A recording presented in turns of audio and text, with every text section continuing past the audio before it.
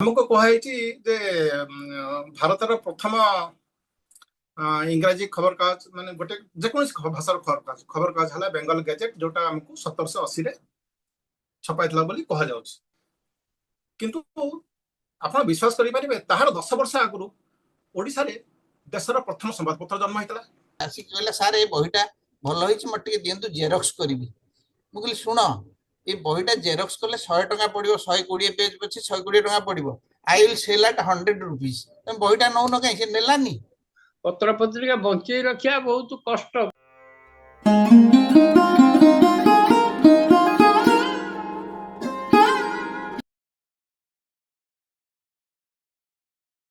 समस्त को नमस्कार। कलिंग इतिहासर जो आभासी आलोचना चक्र आज गोटे नुआ अध्याय एवं इतिहास चर्चारू आमे आउ टिके अलगा दिगरे जाई आज आमे रखिछु ओडिया पत्र पत्रिकार अतीत वर्तमान और भविष्यत। आम पई इतिहास जेतिकी गुरुत्वपूर्ण आम साहित्य सेतिकी आम पई गुरुत्वपूर्ण एवं साहित्य इतिहास इतिहास साहित्य एटा गोटे जेकोसी समाज पई एटा गोटे निहाती बहुत गुरुत्वपूर्ण कथा एवं एभली गोटे कहया आम सहित जे अछंती से वक्तांकर ना होची श्रीजुक्त निहार रंजन शतपथी।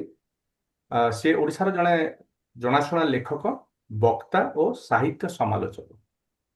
तेणु आमे तांकर तो सुनिबा एवं तांकर वक्तव्य शेष होगा पर आमे समस्ते निज निज मत मंतव्य प्रश्न एवं आलोचना को आगू बढ़ेबा। ता पूर्व मु अनुरोध करी कलिंग इतिहासर अन्यतम सदस्य संजय बराल को से आज वक्तांकर परिचय प्रदान करेंगे। समस्त को नमस्कार। आज आम गहण जे वक्ता भाव अच्छा श्रीजुक्त निहार रंजन शतपथी महोदय एकाधार जड़े भल लेखक संपादक एवं आम समय जड़े भल साहित्य समालोचक। 1923 मसीह निहार भाई बाणी विहार इंग्राजी भाषा साहित्य स्नातकोत्तर शिक्षा संपन्न करते।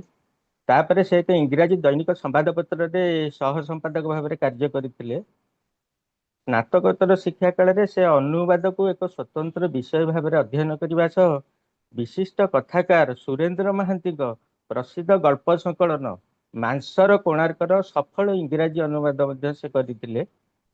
परवर्ती समय से एक सरकारी बैंक रे ऑफिसर भाव जोग देते और 2020 एजीएम भाव में अवसर नहीं। बैंक रे चाकरी काल से बिजनेस मैनेजमेंट और बैंकिंग रे उच्च शिक्षा लाभ करते। सुदीर्घ चाकरी काल निहार भाईना जामशेदपुर लखनऊ कानपुर लुधियाना दिल्ली आदि जो जो स्थान को बदली हो जाइछंती से स्थान ओडिया एसोसिएशन सांस्कृतिक कार्यक्रम से बेस सक्रिय रही आछंती। 2007 से प्रथम ओडिया गल्प संकलन अन्य दिगर गल्प प्रकाशित करते। विभिन्न संवादपत्र और पत्र पत्रिका से नियमित भाव साहित्य और संस्कृति आधारित प्रबंध मान लिखि आसुछंती। 2019 इंग्राजी भाषा प्रकाशित हुए लक्ष्मी पुराण उपर आधारित तांकर एक उपन्यासिका मोनोलॉग्स ऑफ महालक्ष्मी या बेस पाठकीय आदृति हासिल करिछि। हिंदी भाषा अनुदित होइछि। निहार बाबूर भगवत गीता पर आधारित एक विश्लेषणात्मक पुस्तक the puzzles of life and how to solve them with clues from Gita प्रकाशित होइतला। यार हिंदू अनुवाद प्रकाशित हुई पाठकीय आदृति हासिल करिछि। 2021 रु संपादन एक लोकप्रिय मासिक साहित्य पत्रिका साहित्य चर्चा नियमित भाव में प्रकाशित हो जाउछि। 70 पृष्ठार प्राय 70 पृष्ठार भल कागज अति उच्च कोटर पत्रिका। मूल्य आगुरी तो मात्र 25 टंका था। मु 20 टंका थिला बेले ही किणुछि से समय एबे बढ़ी बढ़ी की तथापि भी बहुत कम रही मात्र 40 टंका। आप जी थे से पत्रिका को देखो से मुहूर्त से नियमित मगे चलो मुझे सेमती आज पर्यंत मगे आसई दिन मोर भुवनेश्वर निहार भाई सहित थे देखाई सहित संपर्क रही। तेणु आउ गोटे भल संपादक साहित्य पत्रिकार भल संपादक नुहति सी भल साक्षात्कार नि यूट्यूब बहुत भल साक्षात्कार सब से विभिन्न व्यक्ति विशेष नहीं यूट्यूब अच्छी।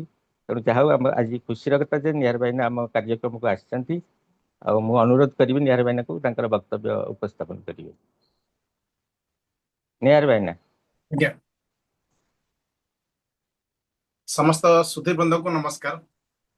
ଆଜି କଳିଙ୍ଗ ଇତିହାସର ଏ ବିଜ୍ଞ ସମାବେଶରେ ମତେ କିଛି କହିବାର ସୁଯୋଗ ମିଳିଥିବାରୁ ମୁଁ ନିଜକୁ କୃତଜ୍ଞ ମାନୁଛି।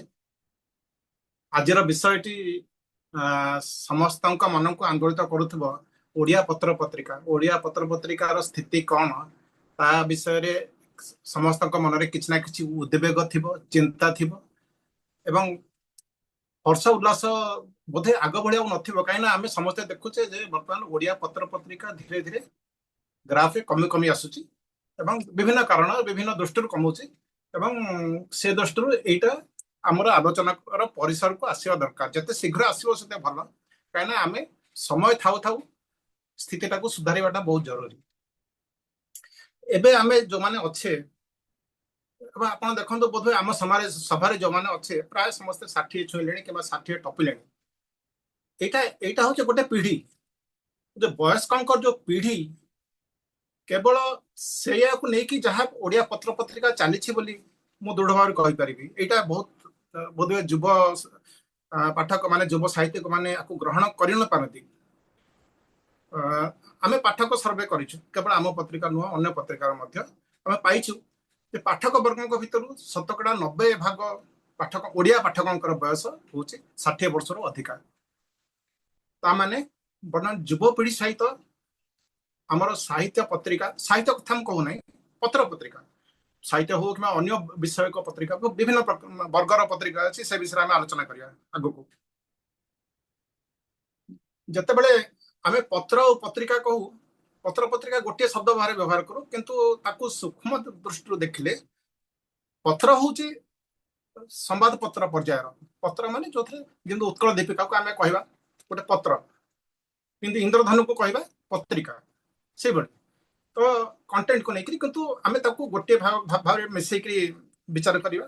ଆଉ ପ୍ରାୟ ଆମେ ପତ୍ରିକା ଉପରେ ହିଁ ଅଧିକା ଫୋକସ ଦବା, କାହିଁକି ନା ବର୍ତ୍ତମାନ କିଏ ଗୋଟେ ବଡ ସମସ୍ୟା ଦେଇକି ଗତି କରୁଛି ପତ୍ରିକା ଜଗତ, ଓଡ଼ିଆ ପତ୍ରିକା ଜଗତ। ଆମେ ଆମ ସମସ୍ତଙ୍କର ସ୍ମରଣ ଅଛି, ଯେହେତୁ ଆମେ ବୟସ୍କ, ଆମର କୈଶୋର କିମ୍ବା ଯୁବ ଅବସ୍ଥା ଗତ ହେଇକରି ସମସ୍ତଙ୍କର 30-40 ବର୍ଷ ବିତିଗଲାଣି ପ୍ରାୟ, ଏବଂ ସମସ୍ତଙ୍କ ମନେ ଥିବ ଆମେ କିଭଳି ଭାବରେ ପିଲାଦିନେ ପତ୍ର ପତ୍ରିକା ସହିତ ସଂସର୍ଗ ଆମର ଥିଲା, ତାକୁ ନେଇକି ଆମେ ବଡ ହେଇଛେ। କିଛି ନହେଲେ ବି ଆମ ସ୍କୁଲ ଜୀବନରେ ଶିଶୁ ପତ୍ରିକା ପଢିଛେ, ଟିକେ ବଡ ହେଲା ପରେ ସାହିତ୍ୟ ପତ୍ରିକା ଏବଂ ଅନ୍ୟ ମେନ୍ ଷ୍ଟ୍ରିମ୍ ମ୍ୟାଗାଜିନ୍ସ ସହିତ ଆମର କିଛି ନା କିଛି ଆଟାଚମେଣ୍ଟ ଥିଲା, ଯୋଉଟା କି ବର୍ତ୍ତମାନର ଯୁବପିଢିର ନାହିଁ। ଆପଣ ଏବେର ପିଲାଙ୍କୁ ମଧ୍ୟ ଦେଖନ୍ତୁ, ସ୍କୁଲ ପିଲା ହୁଅନ୍ତୁ, କଲେଜ ପିଲା ହୁଅନ୍ତୁ, ସେମାନଙ୍କ ମଧ୍ୟରୁ କେତେ ଜଣ ବଜାରରୁ ଗୋଟେ ପତ୍ରିକା କିଣି ଆଣି ପଢୁଛନ୍ତି କିମ୍ବା ଆବେଗର ସହିତ ଅପେକ୍ଷା କରୁଛନ୍ତି ଯେ ଅମୁକ ପତ୍ରିକାର ଆଗାମୀ ସଂଖ୍ୟାଟା କେବେ ଆସିବ। ତାର ବିଭିନ୍ନ କାରଣ ଅଛି, ସେଟା ଆମେ ଧୀରେ ଧୀରେ ବିଶ୍ଳେଷଣ କରିବା। ଏବେ ଓଡ଼ିଶା ତ ଗୋଟେ ସାହିତ୍ୟ ପ୍ରବଣ ରାଜ୍ୟ ବୋଲି କୁହାଯାଇପାରେ। ଆମର ଟିକେ ଯାହା କହନ୍ତି ଆଟାଚମେଣ୍ଟ, ସଂସର୍ଗ ସାହିତ୍ୟ ସହିତ ଅଧିକା, ସେଥିପାଇଁ ପତ୍ର ପତ୍ରିକା ସହିତ ମଧ୍ୟ ଅଧିକା ଥିଲା, ବର୍ତ୍ତମାନ ଅଛି ବୋଲି ମୁଁ କହିପାରିବି ନାହିଁ। ଏମିତି ଆପଣ ଓଡ଼ିଶା ବାହାରେ, ମୁଁ ମଧ୍ୟ ଓଡ଼ିଶା ବାହାରେ ବହୁତ ଦିନ ବିଭିନ୍ନ ରାଜ୍ୟରେ ବିତାଇଛି। ସେଠି ଗୋଟେ ଧାରଣା ଯେ ଓଡ଼ିଶାରେ ସମସ୍ତେ କବି। ସେଠି କହନ୍ତି ଯେ ଓଡ଼ିଶାର ଆଇଏଏସ୍ ଅଫିସର ମାନଙ୍କ ଭିତରୁ ଅଧେ ହଉଛନ୍ତି କବି, ଅନ୍ୟ ରାଜ୍ୟରେ ଏଇଟା ଶୁଣାଯାଏନି। ଏବେ ଏମିତି ଗୋଟେ କଥା ପ୍ରସଙ୍ଗରେ କୁହାଯାଏ ଯେ ଓଡ଼ିଶାରେ ଠିଆ ହେଇକି ଆପଣ ଗୋଟେ ଗୁଡ଼ି ଫିଙ୍ଗିବେ ଆଖି ବୁଝିକି, ସେଟା ଜଣେ କବିଙ୍କ ଦେହରେ ବାଜିବ। ମୋର ମନେ ଅଛି କିଛି ବର୍ଷ ତଳେ ଶ୍ରୀଯୁକ୍ତ ଜେପି ଦାସ ଗୋଟେ ଫେସବୁକରେ ପୋଷ୍ଟ କରିଥିଲେ, ତାଙ୍କ ପାଖରେ ତାଲିକା ଥିଲା, ବୋଧେ ସାହିତ୍ୟ ଏକାଡେମୀ ଜରିଆରେ କି କାହା ଜରିଆରେ ସେ ପାଇଥିଲେ। ସିଏ କହିଥିଲେ ଯେ କେବଳ ଗୋଟିଏ ମାତ୍ର ଜିଲ୍ଲାରେ, ଅନଗ୍ରସର ଜିଲ୍ଲା, ମାନେ ଭାବନ୍ତୁ କୋରାପୁଟରେ 349 କି କେତେ ଜଣ କବି ଥିଲେ, ଲିଷ୍ଟେଡ କବି। ତ ସେ କହିଥିଲେ ଯଦି ଗୋଟେ ଗୋଟେ ଜିଲ୍ଲାରେ ଏତିକି କବି ଅଛନ୍ତି, ତାହେଲେ 30ଟା ଜିଲ୍ଲାରେ କେତେ ଜଣ ନଥିବେ। ସୋ ମୋର କହିବା କଥା, ଆମର ସାହିତ୍ୟ ପ୍ରତି ଆକର୍ଷଣ, ସାହିତ୍ୟ ପତ୍ର ପତ୍ରିକା ଇତ୍ୟାଦି ପ୍ରତି ଆକର୍ଷଣ, ତାକୁ ନେଇକି ବଞ୍ଚିବା, ସେଇଥିରେ ଆଗ୍ରହ ନବା, ଏ ଗୁଣଟା ଆମର ଇନବର୍ନ ଅଛି। ଅନ୍ୟ ରାଜ୍ୟ ତୁଳନାରେ ଟିକେ ଅଧିକା ମୁଁ ଭାବେ, ଯଦି ୟା ସହିତ ତୁଳନା କାହାକୁ କରିପାରିବେ, ବୋଧେ ଆସାମରେ ମଧ୍ୟ ସେଇଭଳିଆ ଟିକେ ଅଛି ସ୍ଥିତି, ଏହା ଛଡା ଆଉ କୋଉଠି ନାହିଁ। କିନ୍ତୁ ସେଇଟା ଥିଲା ଆମର ଅତୀତ ବୋଲି ମୁଁ ଭାବେ। ବର୍ତ୍ତମାନ ସ୍ଥିତି ବହୁତ ବଦଳି ଗଲାଣି। ଆମ ଭିତରୁ ଅନେକ ଯୋଉମାନେ ବସିଛନ୍ତି ଆମେ ପିଲାଦିନେ ସବୁ ପଢି ଆସିଛେ ବିଭିନ୍ନ ପତ୍ରିକା। ମୁଁ ମଧ୍ୟ ପିଲାଦିନେ ପଢିକି ଆମ ଘରକୁ ଆସୁଥିଲା ସହକାର, ଡଗର, ଆସନ୍ତା କାଲି, ନବରବି, ଏସବୁ ପତ୍ରିକା, ଝଙ୍କାର ଇତ୍ୟାଦି ନିୟମିତ ଭାବରେ ଆସୁଥିଲା ଏବଂ ଆମେ ଘରେ ବାରଣ କରୁଥିଲେ ଯେ ପାଠ ନ ପଢିକି ଏସବୁ କାହିଁ ପଢୁଥିଲା, ଆମେ ଲୁଚିକି ପଢିବାକୁ ପଡୁଥିଲା। ମତେ ମୋ ମନେ ଅଛି ମୁଁ ଝଙ୍କାର, ନବରବି, ଆସନ୍ତା କାଲି ଇତ୍ୟାଦି ଲୁଚିକି ପଢୁଥିଲି, ସ୍କୁଲକୁ ନେଇକି ଡେସ୍କ ତଳେ ରଖିକି ପଢୁଥିଲି। ସୋ ମାନେ ଏତେ ଆମର ଗୋଟେ ଆଗ୍ରହ ଥିଲା, ତା ପ୍ରତି ଗୋଟେ ଭଲ ପାଇବା ଥିଲା। ଆଉ ଆଜିର ଅବସ୍ଥା କଣ? ଆଜିର ଯୁବପିଢି ସେଇଥିରୁ ବଞ୍ଚିତ ହୋଇଛନ୍ତି, ବହୁତ ମହାର୍ଘ ଅନୁଭବରୁ ବଞ୍ଚିତ ହୋଇଛନ୍ତି। ମୁଁ କହୁନି ଯେ ସେମାନେ ପଢୁନାହାନ୍ତି, କାଁ ଭାଁ କେହି କେମିତି ପଢୁଥିବେ, କିନ୍ତୁ ଗୋଟେ ଇଣ୍ଡିକେଟର ହଉଛି ପତ୍ରିକାର ଦୁରବସ୍ଥାର, ଗୋଟେ ଇଣ୍ଡିକେଟର ହଉଛି ୟାର ମୁଦ୍ରଣ ସଂଖ୍ୟା ବହୁତ ଲଜ୍ଜାଜନକ ସଂଖ୍ୟାରେ ବର୍ତ୍ତମାନ ପତ୍ର ପତ୍ରିକା ମାନେ, ପତ୍ର କଥା କହୁନି, ପତ୍ରିକା ମାନେ ମୁଦ୍ରିତ ହଉଛନ୍ତି। ମୁଁ ଆସନ୍ତା କାଲିର ସର୍ବଶେଷ ସମ୍ପାଦକ କାଳିଚରଣ ଦାସ, ସେ ବର୍ତ୍ତମାନ ରହୁଛନ୍ତି ଭୁବନେଶ୍ୱରରେ, ତାଙ୍କ ସହିତ କଥାବାର୍ତ୍ତା ହଉଥିଲି। ସେ କହୁଥିଲେ ଆସନ୍ତା କାଲି ଗୋଟିଏ ସମୟରେ 13,000 କପି ଛପା ହଉଥିଲା।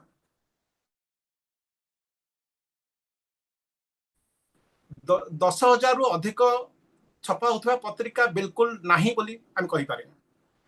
ଆଚ୍ଛା, 10,000 ତ ବହୁତ ଅଧିକା ଫିଗର ହେଇଗଲା। ମୁଁ ଆଗକୁ ଅନ୍ୟାନ୍ୟ ଦିଗକୁ ଆଲୋଚନା କଲାବେଳେ ଆହୁରି ଭିତରକୁ ଆସିବି। ତଥାପି ଶୁଣିଦିଏ ଆପଣଙ୍କୁ, ବର୍ତ୍ତମାନ ପତ୍ରିକା ଆଗତ ଲେଟର ପ୍ରେସରେ ଛପା ହଉଥିଲା, ଲେଟର ପାରମ୍ପରିକ ଛାପା କଳାରେ, ତାପରେ ଅଫସେଟରେ ଆସିଲା, ତାପରେ ଅନ୍ୟ ମେଥଡରେ ଆସିଲା, କିନ୍ତୁ ବର୍ତ୍ତମାନ ପିଓଡି ମଡେଲରେ ଛପା ହଉଛି, ଡିଜିଟାଲ ମୋଡରେ। କେତୋଟି କପି ଛପା ହଉଛି? 30ଟି, 60ଟି, କେବଳ ବିଜ୍ଞାପନ ଦାତାଙ୍କୁ ଦେବା ପାଇଁ କିମ୍ବା ମୁଖ୍ୟ ଷ୍ଟଲ ଗୋଟେ ଦିଟାରେ ଡିସପ୍ଲେ କରିବା ପାଇଁ ଯେ ଆମେ ଅଛୁ। ଏଭଳିଆ ଦୁଃଖଦ ସ୍ଥିତି ବର୍ତ୍ତମାନ ଆମ ପତ୍ରିକା ଜଗତ, ସମସ୍ତେ ନୁହନ୍ତି, କିଛି କିଛି ପତ୍ରିକା ସେଇ ସ୍ତରକୁ ପଳେଇ ଆସିଲେ। ଏବେ ଆମେ ଆରମ୍ଭ କରିବା। ମୁଁ ଭାବୁଛି ଆଜିର ଆଲୋଚନାକୁ ଆମ ଯୋଉ ବିଷୟବସ୍ତୁ ଦୃଷ୍ଟିରୁ ଆମେ 3ଟା ଭାଗରେ ବିଭକ୍ତ କରିଦେବା। ଆମର ଅତୀତ, ପତ୍ରିକା ମାନଙ୍କର ଅତୀତ କଣ ଥିଲା, ବର୍ତ୍ତମାନର ସ୍ଥିତି କଣ, ଆଉ ଭବିଷ୍ୟତ କଣ ଦିଶୁଛି ଆମକୁ, 3ଟାକୁ ଅଲଗା ଅଲଗା କରି ବିଚାର କରିବା।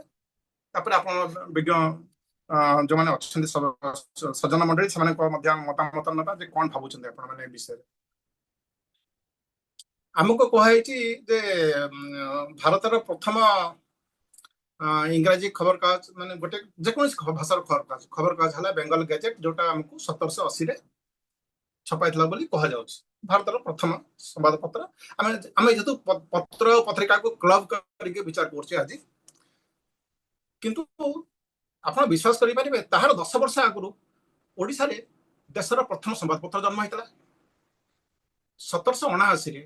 ଏଇଟା ଆମେ ମଧ୍ୟ ଯଦି କିଏ ପଚାରେ, ଆମ ଗୋଟେ ଆଲୋଚନା ହଉ, ଆମେ ହଠାତ୍ କରି କହିଦଉ ଯେ ଆମର ମନେ କରନ୍ତୁ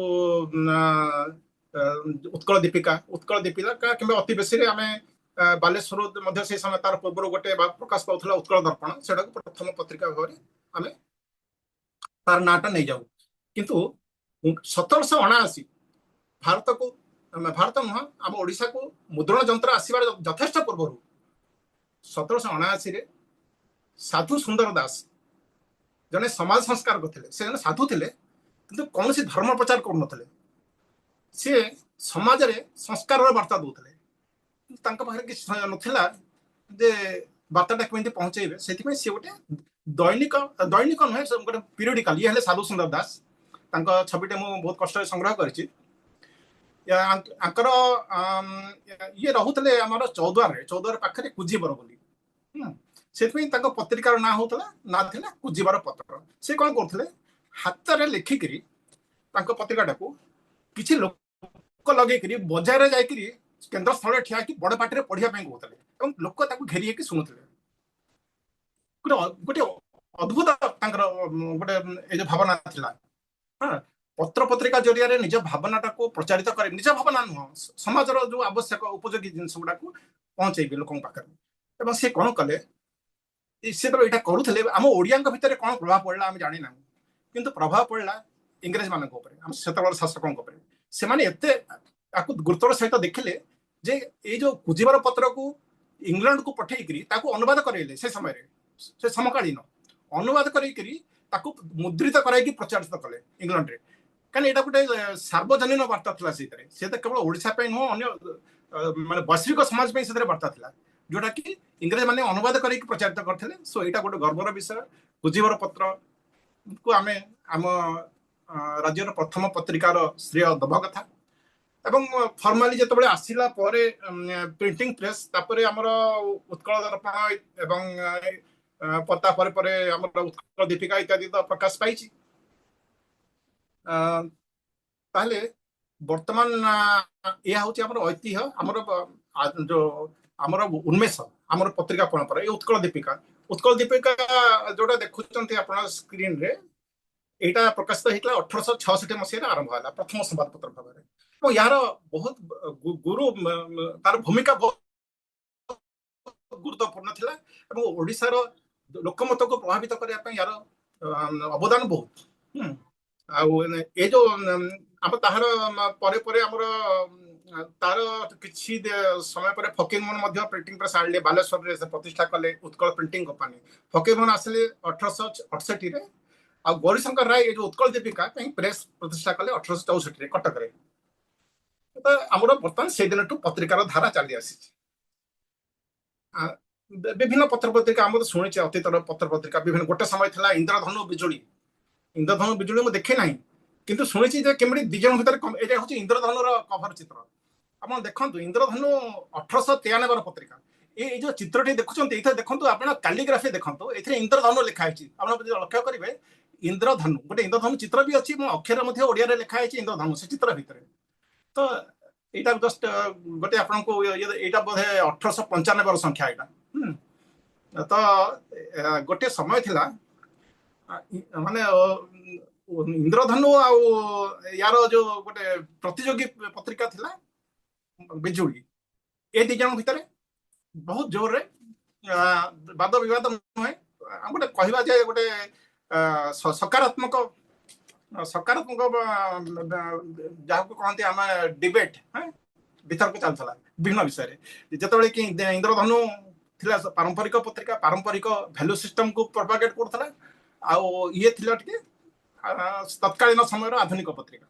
ଗୋପବନ୍ଧୁ ଦାସ ଲେଖୁଥିଲେ ଇନ୍ଦ୍ରଧନୁରେ। ଆପଣ ଶୁଣି ଆଶ୍ଚର୍ଯ୍ୟ ହେବେ, ଗୋପବନ୍ଧୁ ଦାସ ଗୋଟେ କବିତା ଲେଖିଥିବା କାରଣରୁ ଇଂରେଜ ସରକାରଠୁ ଗୋଟେ ନୋଟିସ୍ ପାଇଥିଲେ, ତମେ ଏମିତି କାହିଁ ଲେଖିଛ ଇନ୍ଦ୍ରଧନୁ।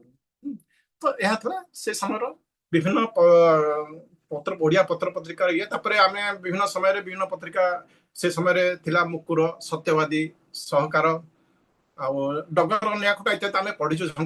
ଝଙ୍କାର ଏବେ ପ୍ରକାଶ ପାଉଛି, ସେତେବେଳେ ମଧ୍ୟ ପ୍ରକାଶ ପାଉଥିଲା। ଆଉ ଏସବୁ ପତ୍ରିକା ଆମର ସାରସ୍ୱତ ଜଗତକୁ ଗୋଟିଏ ଦିଶା ଦେଇଛି। କିନ୍ତୁ ବର୍ତ୍ତମାନ କଣ ପତ୍ରିକା ମାନେ ସେଇ ଭୂମିକାରେ ଅଛନ୍ତି? ଆମ ବର୍ତ୍ତମାନ ସାହିତ୍ୟ କଥା ଯଦି କହିବା, ସାହିତ୍ୟକୁ ନିଜ ଆୟତ୍ତକୁ ନେଇକି, ସାହିତ୍ୟର ଯୋଉ ଗତିଧାରାକୁ ନିଜ ଆୟତ୍ତକୁ ନେଇକି ତାହାକୁ ଗୋଟିଏ ଦିଶା ଦେବାର ସ୍ଥିତିରେ ଅଛନ୍ତି କି? ଏ ଅତୀତ ବିଷୟରେ ଆମେ ଯୋଉ ଟିକେ ଆଲୋଚନା କଲେ, ବର୍ତ୍ତମାନ ଆମେ ସାମ୍ପ୍ରତିକ ସ୍ଥିତିକୁ ଆସିବା। ଏବେ ତ ବିଭିନ୍ନ ପତ୍ର ପତ୍ରିକା ଅଛି ମାର୍କେଟରେ, ଯୋଉମାନେ ଆମେ ବର୍ତ୍ତମାନ ପଢୁଛେ। ମୁଁ ଯାହା କହିଲି, ବର୍ତ୍ତମାନ କିଛି ପତ୍ରିକା ଯୋଉଟା ଆମେ ଦେଖୁଛେ, ତା ଭିତରୁ ଅଧିକାଂଶ ପ୍ରଥମ ଏଇଟା ଗୋଟେ ଚିତ୍ର ଆପଣ ଦେଖୁଛନ୍ତି, ଏଇଟା ଆମ ପତ୍ରିକା ବଜାରର ଚିତ୍ର, ଯୋଉଟା ପେଣ୍ଠସ୍ଥଳୀ କୁହାଯାଏ, ଭୁବନେଶ୍ୱର ପୁରୁଣା ବସଷ୍ଟାଣ୍ଡ। ସେଠି ଆପଣ ଦେଖନ୍ତୁ, ବର୍ତ୍ତମାନ ଆପଣ ଏଥିରୁ ଅନୁମାନ କରିପାରୁଥିବେ କେତେ ପ୍ରତିଶତ ଓଡ଼ିଆ ପତ୍ରିକା ଅଛି, କେତେ ଇଂରାଜୀ ପତ୍ରିକା ଅଛି। ଏବଂ ମୁଁ ଏଇଟା 2 ଦିନ ପୂର୍ବର ଚିତ୍ର, ୟା ଭିତରେ ଏଇ ଯୋଉ ଜୁଲାଇ ମାସର ସଂଖ୍ୟା ମଧ୍ୟ ଦେଖିବାକୁ ପାଇବେ ଆପଣ। ଏକ ସୁଖର କଥା, ଅନ୍ତତଃ ଗୋଟିଏ ସ୍ଥାନରେ ମିଳୁଛି, ଏବଂ ଗୋଟିଏ ସ୍ଥାନ ନୁହଁ, ବିଭିନ୍ନ 3-4ଟି ସହରରେ ଅଛି। ମୁଁ ଆପଣଙ୍କୁ ଏଇ ପ୍ରସଙ୍ଗରେ କହିଦିଏ, ମୋର ବେଳେ ବେଳେ ଦୁଃଖ ହୁଏ। କଟକକୁ ଆମେ ଐତିହ୍ୟ ସମ୍ପନ୍ନ ସହର ବୋଲି କହୁ, ଏବଂ ଆମ ସାହିତ୍ୟର ଉନ୍ମେଷ ଆଉ ବିକାଶରେ କଟକର ଗୋଟେ ବିଶେଷ ଅବଦାନ ଅଛି। ବହୁ ସାହିତ୍ୟିକ କଟକରେ ଜନ୍ମ ନେଇଛନ୍ତି ଏବଂ ସିଏ ହିଁ ଆମ ସାହିତ୍ୟରେ ଗୋଟେ ବିଶେଷ ଭୂମିକା ନେଇଥିଲା। କିନ୍ତୁ ଆଜିର ତାରିଖରେ ମୁଁ ଆମେ ଖବର ନେଇଛୁ, ଭୁବନେଶ୍ୱରରେ 15ଟି ପତ୍ରିକା ଷ୍ଟଲ ଅଛି। ସେଇ ଯୋଉ ମୁଖ୍ୟ ଷ୍ଟଲ ଯାହାକୁ କୁହାଯାଏ ବସ୍ ଷ୍ଟାଣ୍ଡରେ ନାରାୟଣୀ ବୁକ୍ ଷ୍ଟଲ ଛାଡ଼ିକିରି ଏକେ ନାୟକ ଏ 2ଟି ଅଛନ୍ତି, ତାକୁ ଛାଡ଼ିକି ଆହୁରି ପ୍ରାୟ 12-13ଟି ଷ୍ଟଲ ଅଛି। କିନ୍ତୁ ତାହା ତୁଳନାରେ କଟକରେ ମାତ୍ର ଯୋଡ଼ିଏ ଷ୍ଟଲ ବର୍ତ୍ତମାନ ଅଛି। ବାଦାମବାଡ଼ି ବା ଯୋଉ ଭାରତୀୟ ଟାୱାରରେ ଗୋଟିଏ ଅଛି, ଏବଂ କଲେଜ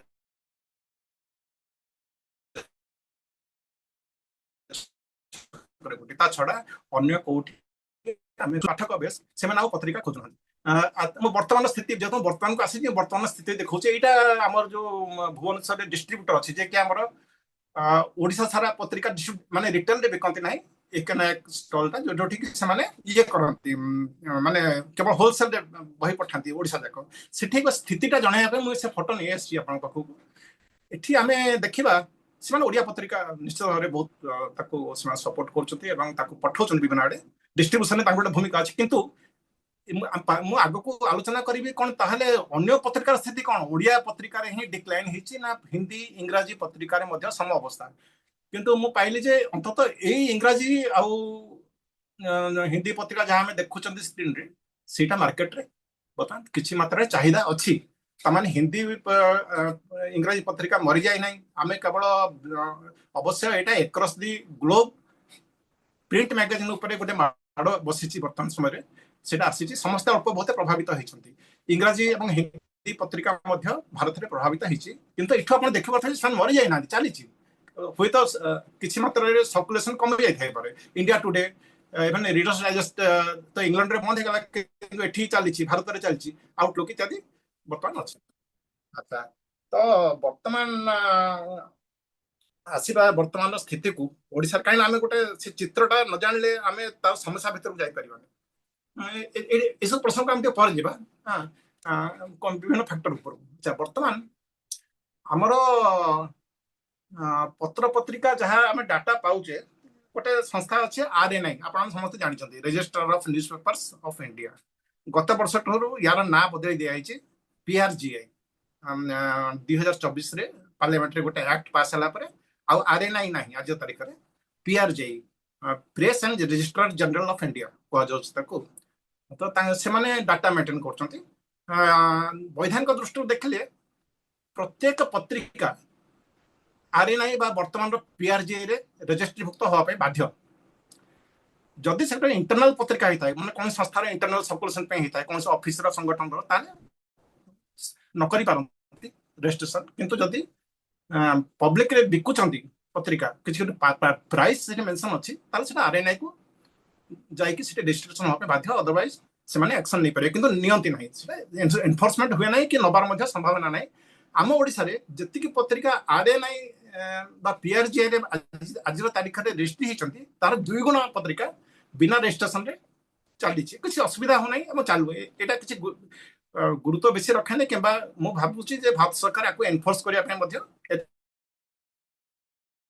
ଆଗ୍ରହୀ ନୁହନ୍ତି ବର୍ତ୍ତମାନ ସ୍ଥିତି ଦୃଷ୍ଟିରୁ। କିନ୍ତୁ ଆମେ ପାଇଲୁ ଯେ ଆଜିର ତାରିଖରେ 1925ଟା ଓଡ଼ିଆ ପତ୍ରିକା ରେଜିଷ୍ଟର୍ଡ ହେଇଛି RNI ରେ ତାଙ୍କର ୱେବସାଇଟରେ 1925 ମାନେ ଆରମ୍ଭରୁ ଏ ପର୍ଯ୍ୟନ୍ତ। କିନ୍ତୁ ଏହା ନୁହେଁ ଯେ 1925ଟା ଯାକ ପତ୍ରିକା ଏବେ ପ୍ରକାଶ ପାଉଥିବ ବହୁତ ପତ୍ରିକା ଆରମ୍ଭ ହେଇଯାଏ କିନ୍ତୁ ତାପରେ ତାକୁ ଡିସକଣ୍ଟିନ୍ୟୁ ହେଇଯାଏ ବିଭିନ୍ନ କାରଣରୁ ଏବଂ ବହୁତ ପତ୍ରିକା ମରିଯାଇଛନ୍ତି ମଧ୍ୟ। କିନ୍ତୁ ଆମେ ପାଉଛୁ ତାର ନାଁ ମୌଜୁଦ ଅଛି ତା ମାସିକ ତ୍ରୈମାସିକ ସବୁ ମିଶେଇଲେ ମାସିକ ତ୍ରୈମାସିକ ପତ୍ରିକା ବାର୍ଷିକ ପତ୍ରିକା ମଧ୍ୟ କିଛି ଅଛି ତା ମଧ୍ୟରେ। ତ 1925ଟି ପତ୍ରିକା ରେଜିଷ୍ଟ୍ରି ହେଇକି ଅଛି। ତ ବର୍ତ୍ତମାନ ସମସ୍ୟା ହଉଛି ପତ୍ରିକାର ଗ୍ରହଣୀୟତା କେତେ। ପତ୍ରିକା ଆମେ ନିଜକୁ ନିଜେ ପଚାରିକି ବୁଝିପାରିବା ଆମେ ଆଗ କେତିକି ପତ୍ରିକା କିଣୁଥିଲେ ପିଲାଦିନେ ଛାତ୍ର ଅବସ୍ଥାରେ ପକେଟ ମନି ଗୋଟେ ବଡ ଅଂଶ ଆମେ ପତ୍ରିକା କିଣି ପକଉଥିଲେ ଆମ ନିଶା ଥିଲା ପଢିବା ପାଇଁ। ଏବେ ଯୋଉମାନେ ଗୃହସ୍ଥ ସବୁ ଗୃହସ୍ଥ ନିଜକୁ ପଚାରନ୍ତୁ ଘରକୁ କେତେଟା ପତ୍ରିକା ଆଣୁଛନ୍ତି ସେମାନେ ଯେକୌଣସି ଭାଷାର କିଛି କିଛି ବ୍ୟତିକ୍ରମ ଥାଇପାରନ୍ତି କିନ୍ତୁ ସେବର ଆଉ ଏବର ଭିତରେ ଆକାଶ ପାତାଳ ପ୍ରଭେଦ ଅଛି। ତ ବର୍ତ୍ତମାନ ଯାହା ଅବସ୍ଥା ହେଇଛି ୟା ପାଇଁ କୋଉ ଫ୍ୟାକ୍ଟରକୁ ଆମେ ଦାୟୀ କରିବା କୋଉ କାରଣକୁ ଦାୟୀ କରିବା ଯୋଉ ପାଇଁ ଆମେ ଏଇ ସ୍ଥିତିରେ ପହଞ୍ଚି ଯାଇପାରିଛେ। ଏକ ସ୍ୱରରେ ବୋଧହୁଏ ସମସ୍ତେ କହିବେ ଯେ यार मुख्य कारण टीवी और मोबाइल रो प्रसार विशेषतः जेबठू स्मार्टफोन आसी सेबठू आमर सब आमर अधिकांश समय से खाई जाउची आ पत्रिका गोटे स्टोरी आमे यूट्यूब रे देखिबा सही कथा फिक्शन हम जो पढुचे क्षुद्र गल्प हो कि अन्य जहाँ पढुचे पत्रिका रे सेटा को अन्य गोटे रूप में परिवेशन करा होची यूट्यूब रे एवं सेटा को आमे पूरा ତନ୍ମୟ ହେଇକି 15 ମିନିଟ ଦେଖି ଦଉଛେ ସୁଇଚ୍ ଦବେଇକି, କିନ୍ତୁ ତାକୁ ପଢିବାକୁ ହେଲେ ପତ୍ରିକାରେ ଆମକୁ କଷ୍ଟ କରିବାକୁ ପଡିବ। ପତ୍ରିକା କୋଉଠି ଅଛି ଯିବି ସେଲ୍ଫକୁ ଆଣିବି, ଖୋଲିକି ପଢିବି, ପୁଣି ତାକୁ ଭିଜୁଆଲାଇଜ କରିବି, ପ୍ରିଣ୍ଟେଡ ସେଇ ଯୋଉ ବର୍ଣ୍ଣନା କରାହେଇଛି ତାକୁ ଭିଜୁଆଲାଇଜ କରିବ ମଣିଷ। କିନ୍ତୁ ଆଖି ଆଗରେ ଏଠି ଆମର ଭିଜୁଆଲ ମିଡିଆ ଅଛି, ତାକୁ କମ୍ପିଟ୍ କରିପାରିବ ନାହିଁ କେବେ ହେଲେ ପ୍ରିଣ୍ଟ ମିଡିଆ ବର୍ତ୍ତମାନ ଯୋଉ ସ୍ଥିତିକୁ ଆସିଲାଣି ବୋଲି ଗୋଟେ ଧାରଣା ସୃଷ୍ଟି ହେଇଛି। ତ ଏଇଟା ଗୋଟେ ଫ୍ୟାକ୍ଟର। ଆଉ ଗୋଟେ ଦ୍ୱିତୀୟ କାରଣ ମୁଁ ଯାହା ଭାବେ ପତ୍ରିକାର ଯୋଉ ପତ୍ରିକାର ନିମ୍ନ ଗତିର ଆଉ ଗୋଟେ କାରଣ ହଉଛି ଯେ ସୂଚନାର ଗତିହାର ମାନେ ତାକୁ କୁହନ୍ତି ସ୍ପିଡ ଅଫ ଇନଫର୍ମେସନ। ଗୋଟେ ଅଜବ କଥା ଚାଲିଛି ଓଡିଶାରେ। ଆଗ ମାନେ କୁହନ୍ତୁ ସେଇ ସଚିନ ରାଉତରାୟଙ୍କର ଦିଗନ୍ତ ପତ୍ରିକା ସମୟର କଥା କହୁଛି, କିମ୍ବା ସେ ତା ପରବର୍ତ୍ତୀ ସମୟ ନିଆଖୁଣ୍ଟା ଇତ୍ୟାଦି ପ୍ରତି ମାସରେ ଆସୁଥିଲା ନିୟମିତ ଭାବରେ। ଆଚ୍ଛା, ସେତେବେଳେ ଆମର ଯାହା ସୂଚନାର ଗତିହାର ଥିଲା, ମାନେ ଗୋଟେ ଜିନିଷ ଘଟଣା ଘଟିଲା ପରେ ତାହା ଯେତେ ସ୍ପିଡରେ ପାଠକ ପାଖରେ ହଉ କି ମଣିଷ ପାଖରେ ପହଞ୍ଚିବା ଦରକାର, ତାଠୁ ସେତେବେଳେ ଯେତେ ସ୍ପିଡରେ ଆସୁଥିଲା, ବର୍ତ୍ତମାନ 50 ବର୍ଷ ପରେ ସେଟା 5 ଗୁଣ ସ୍ପିଡରେ ଆସିବା ଦରକାର। କାହିଁକିନା ଗୋଟେ ଘଟଣା ଘଟିଲେ ଓଡିଶାରେ ଆମେ ମାତ୍ର 2 ସେକେଣ୍ଡ ଭିତରେ ସ୍ମାର୍ଟଫୋନ ଜରିଆରେ ଆମ ପାଖରେ ଖବର ପହଞ୍ଚି ଯାଉଛି। ଏବଂ ତା ପାଇଁ କ'ଣ ପାଠକଟିଏ ମାସେଟିଏ ୱେଟ୍ କରିବ?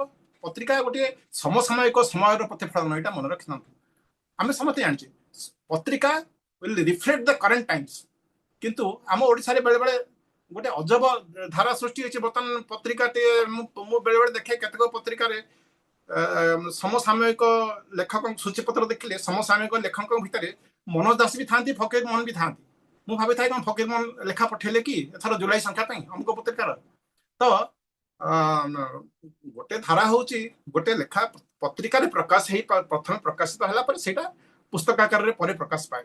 ପତ୍ରିକାରୁ ଯିବ ବହିକୁ, କିନ୍ତୁ ବହିରୁ ପତ୍ରିକାକୁ ଆସିବ, ଏଇଟା ଗୋଟେ ଅଜବ ଧାରା ଯୋଉଟା କି ବର୍ତ୍ତମାନ ସୃଷ୍ଟି ହେଇଛି। ତ ମୁଁ କହିବା କଥା ଯୋଉଟା ସ୍ପିଡ ଅଫ ଇନଫର୍ମେସନ କହୁଥିଲି, ମନେ କରନ୍ତୁ ସମ୍ବାଦପତ୍ରର ପ୍ରସାରଣ ବର୍ତ୍ତମାନ ମଧ୍ୟ ଓଡିଶାରେ କମି କମି ଯାଉଛି। ତାର ମୁଖ୍ୟ କାରଣ ହଉଛି ଯେ ଆଜି ସକାଳେ 8ଟାରେ କ'ଣ ଘଟିଲା ସେଇଟା ମୁଁ ଆସନ୍ତାକାଲି 8ଟା ପର୍ଯ୍ୟନ୍ତ କାହିଁକି ଅପେକ୍ଷା କରିବି ଜାଣିବା ପାଇଁ?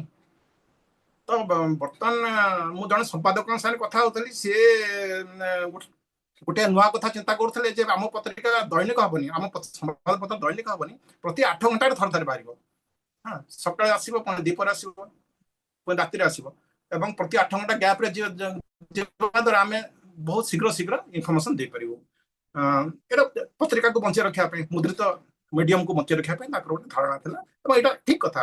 ବର୍ତ୍ତମାନ ପାଠକ ଆଶା କରୁଛି ଆହୁରି ସ୍ପିଡରେ ଆସୁ ଇନଫର୍ମେସନ। ଆମେ ତାର ତୁଳନାରେ ବର୍ତ୍ତମାନ କ'ଣ ଘଟୁଛି ପତ୍ରିକାରେ, ଯଦି 50 ବର୍ଷ ତଳେ ସବୁଠାରୁ ଲୋକପ୍ରିୟ ପତ୍ରିକାଟିଏ ମାସିକ ପତ୍ରିକା ଥିଲା, ଆଜି କ'ଣ ହଉଛି? ଆଜିର ପତ୍ରିକା ମାନେ ମାସିକରୁ ହୁଏତ ସାପ୍ତାହିକ କରିବାର ଆବଶ୍ୟକତା ଅଛି ନିଜକୁ, ସେତେବେଳେ ସେମାନେ କ'ଣ କରୁଛନ୍ତି ନା ମାସିକରୁ ବାର୍ଷିକକୁ ଆସିଗଲେଣି। ଅର୍ଥାତ୍ କେବଳ ପୂଜା ସଂଖ୍ୟା। ପୂଜା ସମୟରେ ଓଡିଶାରେ ଆମେ ଗତ ଥର ଗଣିଥିଲୁ ପ୍ରାୟ 125ଟି ପାଖାପାଖି ପତ୍ରିକା ପ୍ରକାଶିତ ହେଇଥିଲା ଗତ ପୂଜା ବେଳେ, ଏବଂ ସେମାନଙ୍କ ମଧ୍ୟରୁ 125ଟି ମଧ୍ୟରୁ 110ଟି ପତ୍ରିକା ବର୍ଷ ଯାକ ପ୍ରକାଶିତ ହୁଅନ୍ତି ନାହିଁ, କେବଳ ପୂଜା ବେଳେ ନିଜକୁ ବଜାରରେ ପ୍ରଦର୍ଶିତ କରନ୍ତି, ଆମେ ତାକୁ ଥରେ ବର୍ଷ ଦେଖିବାକୁ ପଡେ। ଯଦି ମାସିକରୁ ଆମେ ବାର୍ଷିକ ହେଇଯିବା, ଏବଂ ସେଇ ଯୋଉ ପୂଜା ସଂଖ୍ୟା ଯୋଉ ଭଳିଆ ଭଲ୍ୟୁମରେ ବାହାରେ, ବଡ ଭଲ୍ୟୁମରେ, ତ ମାନେ ଏଇଭଳି ଆଜିକାଲି ମହାପୂଜା ସଂଖ୍ୟା ବି ଆସିଲାଣି। ଆଗ କୁହାଯାଉଥିଲା ପୂଜା ସଂଖ୍ୟା, ଏବେ ମହାପୂଜା ସଂଖ୍ୟା ଅର୍ଥାତ୍ 400-500 ପୃଷ୍ଠା, ଏବେ ଗୋଟେ ପତ୍ରିକା ତ 800 ପୃଷ୍ଠାର ପୂଜା ସଂଖ୍ୟା। ଏଗୁଡାକ ଏକା ସାଙ୍ଗରେ ଯଦି ଜଣେ କେବଳ ପୂଜା ବେଳେ କିଣିବେ, ମନେ କରନ୍ତୁ 20, ଆମେ କେତେ ଏଫୋର୍ଡ କରିପାରିବା? ଗୋଟେ ଫ୍ୟାମିଲି ଯଦି 20ଟି ପତ୍ରିକା କିଣିଲେ ସେ ପଢିବ କେତେବେଳେ? ବର୍ଷ ଯାକ ବିତି ଗଲେ ବି ତାକୁ ଖୋଲି ପାରିବାନି ସବୁଗୁଡାକ। ସେଇଥିପାଇଁ ଆବଶ୍ୟକତା ଥିଲା ଯଦି ଯୋଉମାନେ ମାସିକ, ସେମାନେ ଧୀରେ ଧୀରେ ସାପ୍ତାହିକ ହେଇଯିବାକୁ, ତାହେଲେ ବରଂ ପତ୍ରଟା ହୁଅନ୍ତୁ। ପତ୍ରିକାର ଆକାରକୁ ନେଇକି ମଧ୍ୟ ଚର୍ଚ୍ଚା କରିବି, ପତ୍ରିକାର ଆକାରକୁ ନେଇକି ଗୋଟେ ଚର୍ଚ୍ଚା କରିବି। ସେଟା ପ୍ରଥମେ ଏଇଟା କହିସାରେ ଯେ ଆମେ ଯଦି ସେଟା ସାପ୍ତାହିକ କଲେ ଆମେ ପତ୍ରା ବରଂ ହଉ, ମାନେ 10 ପୃଷ୍ଠାର ପତ୍ରିକାଟେ ହଉ, ପ୍ରତି ସପ୍ତାହରେ ଆସୁ। ମୁଁ ବରଂ ଭାବେ ଯେ ବର୍ତ୍ତମାନ ଯୋଉ ଦୈନିକ ଖବରକାଗଜରେ କୋଡପତ୍ର ଭାବରେ ଆସୁଛି ସାହିତ୍ୟ ପୃଷ୍ଠା ଗୁଡାକ, ସେଗୁଡାକ ବେଶୀ ଉପଯୋଗୀ। କାହିଁକିନା ସାହିତ୍ୟ ମଧ୍ୟ ପରିବର୍ତ୍ତନଶୀଳ, କେବଳ ସାହିତ୍ୟ ନୁହେଁ, ପତ୍ରିକାଟିଏ କେବଳ ସାହିତ୍ୟ ନେଇକି ଚାଲେନି। ମୁଁ କେତୋଟି ସାହିତ୍ୟ ଆଉ କିଛି କହିବା ପୂର୍ବରୁ ମୁଁ ପ୍ରଥମେ ପତ୍ରିକାର କିଛି ବର୍ଗୀକରଣ କରିଦଉଛି। କ'ଣ ପତ୍ରିକା ଆମେ ଜାଣିଛେ, କି ପ୍ରକାର ପତ୍ରିକା ଅଛି। RNI, registrar of news papers media, କୌଣସି ବର୍ଗର ପତ୍ରିକାକୁ ସ୍ୱୀକୃତି ଦିଅନ୍ତି ନାହିଁ। ସେମାନେ କେବଳ ପଚାରନ୍ତି ତମେ ମାସିକ ନା ତ୍ରୈମାସିକ ନା ବାର୍ଷିକ, ସେତିକି କହିଦିଅ। ତମେ କୋଉ ଧରଣର ପତ୍ରିକା ସେଥିରେ ଯାଏ ଆସେ ନାହିଁ, ତାର କିଛି ଡାଟା ନାହିଁ ଆମ ପାଖରେ। ତଥାପି ଆମ ଓଡିଶାରେ ଯୋଉ ଯୋଉ ପ୍ରକାର ପତ୍ରିକା ଅଛି ସେଗୁଡାକ ଯାହା ମୋ ମନକୁ ଆସୁଛି, ସାହିତ୍ୟ ପତ୍ରିକା ଅଛି, କିଛି ପତ୍ରିକା ଅଛନ୍ତି ଯୋଉମାନେ ଫିଚର ପତ୍ରିକା, ଗଳ୍ପ ପତ୍ରିକା ଯୋଉଥିରେ କେବଳ ଗଳ୍ପ ପ୍ରକାଶିତ ହୁଏ, ଆଧ୍ୟାତ୍ମିକ ପତ୍ରିକା, ଏସବୁ ବିଷୟବସ୍ତୁ ଜନିତ ବିଭାଜନ। ମହିଳା ପତ୍ରିକା ଅଛନ୍ତି, ଶିଶୁ ପତ୍ରିକା ଆମେ ଜାଣିଛେ ବହୁତ ଶିଶୁ ପତ୍ରିକା ଓଡ଼ିଶାରେ ଥିଲେ ଏବଂ ବର୍ତ୍ତମାନ ମଧ୍ୟ ଅଛନ୍ତି, ବିଜ୍ଞାନ ପତ୍ରିକା, ତାପରେ ସମ୍ବାଦ ପତ୍ରିକା, ନ୍ୟୁଜ ମ୍ୟାଗାଜିନ୍ ଆମର ଭଲ ଚାଲିଥିଲା ଗୋଟେ ସମୟରେ। ପ୍ରଜାତନ୍ତ୍ର ସାପ୍ତାହିକ ସମସ୍ତଙ୍କର ସାପ୍ତାହିକ ଥିଲା ସମ୍ବାଦର, ପ୍ରଜାତନ୍ତ୍ର ବର୍ତ୍ତମାନ ବି ଅଛି, କିନ୍ତୁ ଆଉ ସେତେ ଆଦୃତି ମାନେ କୌଣସି ସାପ୍ତାହିକ ସମ୍ବାଦ ପତ୍ରିକାର ଆଦୃତି ସେତେ ମାତ୍ରାରେ ନାହିଁ। ମୁଁ ମତେ ଜଣେ କହୁଥିଲେ ଦିନ ତଳେ ଯେ 1.5 ଲକ୍ଷ କପି ଛପା ହଉଥିଲା ପ୍ରଜାତନ୍ତ୍ର ସାପ୍ତାହିକ ଗୋଟେ ସମୟରେ। ଆମେ କଳ୍ପନା କରିପାରିବା ଆଜିର ସମୟରେ ସେୟା ହବ ବୋଲି? ତାପରେ ଆଉ ଗୋଟେ ଶ୍ରେଣୀର ପତ୍ରିକା ଅଛି ଆଭ୍ୟନ୍ତରୀଣ ପତ୍ରିକା। ଆଭ୍ୟନ୍ତରୀଣ ପତ୍ରିକା ମାନେ ମୁଁ ଯୋଉଟା କହୁଥିଲି RNI ର ନିୟମ ଅଛି, ଯଦି ଆପଣଙ୍କ ପତ୍ରିକାଟି ଆଭ୍ୟନ୍ତରୀଣ ହୁଏ ଅର୍ଥାତ୍ ନିଜର ସଂଗଠନ ଭିତରେ ବିରାଟ ଅନୁଷ୍ଠାନ ଭିତରେ ଆପଣ ତାକୁ ପ୍ରଚାରିତ କରିବା ପାଇଁ ଛପଉଛନ୍ତି, ବିକ୍ରି ପାଇଁ ନୁହେଁ। ଆପଣଙ୍କର ମନେ କୁହନ୍ତୁ 10,000 ସଦସ୍ୟ ଅଛନ୍ତି ଏବଂ ତାଙ୍କ ଭିତରେ ବାଣ୍ଟିବା ପାଇଁ କରିଛନ୍ତି ଆପଣ, ତ ତାର ରେଜିଷ୍ଟ୍ରେସନ ଆବଶ୍ୟକତା ନାହିଁ ଇଣ୍ଟରନାଲ ପାଇଁ। କିନ୍ତୁ ଓଡ଼ିଶାରେ ଏହି ଆଭ୍ୟନ୍ତରୀଣ ପତ୍ରିକାର ଗୋଟେ ବଡ ଭୂମିକା ଅଛି ଏବଂ ସେଇଟା ଗର୍ବର ବିଷୟ ମୁଁ କହିପାରିବି। ଗୋଟେ ଉଦାହରଣ ଆପଣଙ୍କୁ ଦେବି। ଆମର ଓଡ଼ିଶାର ଶିଶୁ ମନ୍ଦିରର ଛାତ୍ରଛାତ୍ରୀ ମାନଙ୍କ ପାଇଁ ଗୋଟିଏ ପତ୍ରିକା ପ୍ରକାଶିତ ହୁଏ ଶିକ୍ଷା ସୃଜନୀ ନାଁରେ।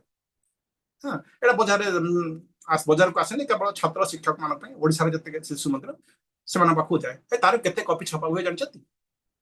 ମତେ ଜଣେ ସୂଚନା ଦେଲେ, କାଲି ପଚାରୁଥିଲି, ସେ କହିଲେ 1,50,000 ତାର ପ୍ରିଣ୍ଟ ଅର୍ଡର, 1,50,000। ତ ଏଇ ଯୋଉ ଆଭ୍ୟନ୍ତରୀଣ ପତ୍ରିକା ଆଉ କେତେଟା ଧାର୍ମିକ ଅନୁଷ୍ଠାନ ର ମଧ୍ୟ ମୁଁ ଜାଣିଛି ସେମାନଙ୍କର ପତ୍ରିକା ଏଭଳି ବାହାରୁଛି, କାହାର 25,000 କାହାର 30,000 ଏସବୁ ପ୍ରିଣ୍ଟ ଅର୍ଡର ଅଛି। ଆଣ୍ଡ ବର୍ତ୍ତମାନ ଇଏ ହଉଛି ବର୍ଗୀକରଣ ଆମର।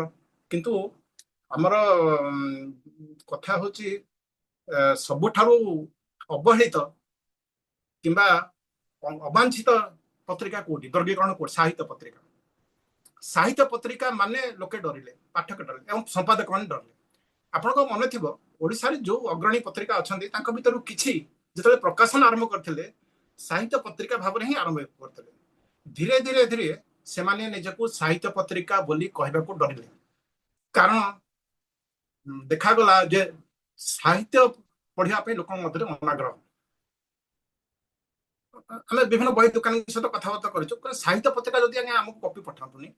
ଏଭଳି ମଧ୍ୟ ମୁଁ ଗୋଟେ ରୋଚକ କଥା କହିଦେବି। ମୁଁ ଜଣେ ବାଲେଶ୍ୱରର ସିଏ ଜଣେ ଶିକ୍ଷିତ ବ୍ୟକ୍ତି ନ ହେଇପାରନ୍ତି, ସିଏ ସାହିତ୍ୟ ରସିକ ନ ହେଇପାରନ୍ତି, କିନ୍ତୁ ଜଣେ ବହି ବିକାଳି, ପଲ୍ସ ଜାଣିଛନ୍ତି ଗ୍ରାହକଙ୍କର। ସେ କହିଲେ ଆଜ୍ଞା ଯଦି ପତ୍ରିକାରେ ଆପଣଙ୍କର କବିତା ଛପା ହବ, ଗୋଟେ ବି କବିତା ଥିବ, ତାହେଲେ ଦୟାକରି ପତ୍ରିକା ଆମ ପାଖକୁ ପଠାନ୍ତୁ ନାହିଁ। ତ ସାହିତ୍ୟ ପ୍ରତି ବିତୃଷ୍ଣା ଭାବ ଏଇଭଳି ସୃଷ୍ଟି ହେଇଛି ଯେ ଆମେ ସାହିତ୍ୟ ପତ୍ରିକା ଭାବରେ ପରିଚିତ ହବା ପାଇଁ ମଧ୍ୟ ପଛଘୁଞ୍ଚା ଦଉଛି। ଆଉ ୟାର ବ୍ୟତିରେକ ସମସ୍ୟା କଣ ହଉଛି? ଦ୍ୱିତୀୟ ଯୋଉଟା ଆମର ଅନ୍ତତଃ ପତ୍ରିକା ଶିଳ୍ପ ବଞ୍ଚେଇ ପାରନ୍ତା, ଫିଚର ଆଣ୍ଡ ନ୍ୟୁଜ ମ୍ୟାଗାଜିନ ଯାହାକୁ କହୁଛେ। ଫିଚର ପତ୍ରିକା ଗୁଡିକର କଣ ଅସୁବିଧା ହଉଛି? ସେମାନେ ଯୋଉ ସାଂସ୍କୃତିକ ହଉ ସାମାଜିକ ଇସ୍ୟୁ ଉପରେ କିମ୍ବା କରେଣ୍ଟ ଇଭେଣ୍ଟ ଉପରେ ଲେଖୁଛନ୍ତି, ସେଗୁଡାକ ବର୍ତ୍ତମାନ ଆମେ ସୁଇଚ୍ ଟିପିଲେ ମୋବାଇଲରୁ ତାଠୁ ଅଧିକା ଇନଫର୍ମେସନ ପାଇପାରିବା। ସେଇ ଚିତ୍ର, ସେମାନେ ଯୋଉ ଚିତ୍ର ବିଚିତ୍ର ରଙ୍ଗ ବେରଙ୍ଗ, ତାଠୁ ଅଧିକା ଭଲ ଚିତ୍ର ମିଳିଯାଉଛି।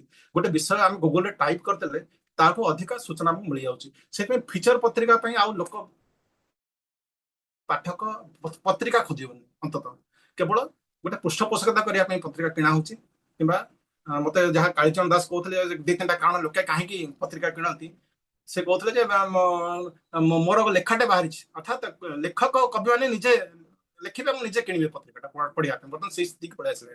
ତ ଏହା ହଉଛି ସ୍ଥିତି, ଆଉ ଏଇଟା ନିଶ୍ଚିତ ଭାବରେ ଗୋଟେ ସ୍ୱାଗତ ଯୋଗ୍ୟ ସ୍ଥିତି ନୁହଁ।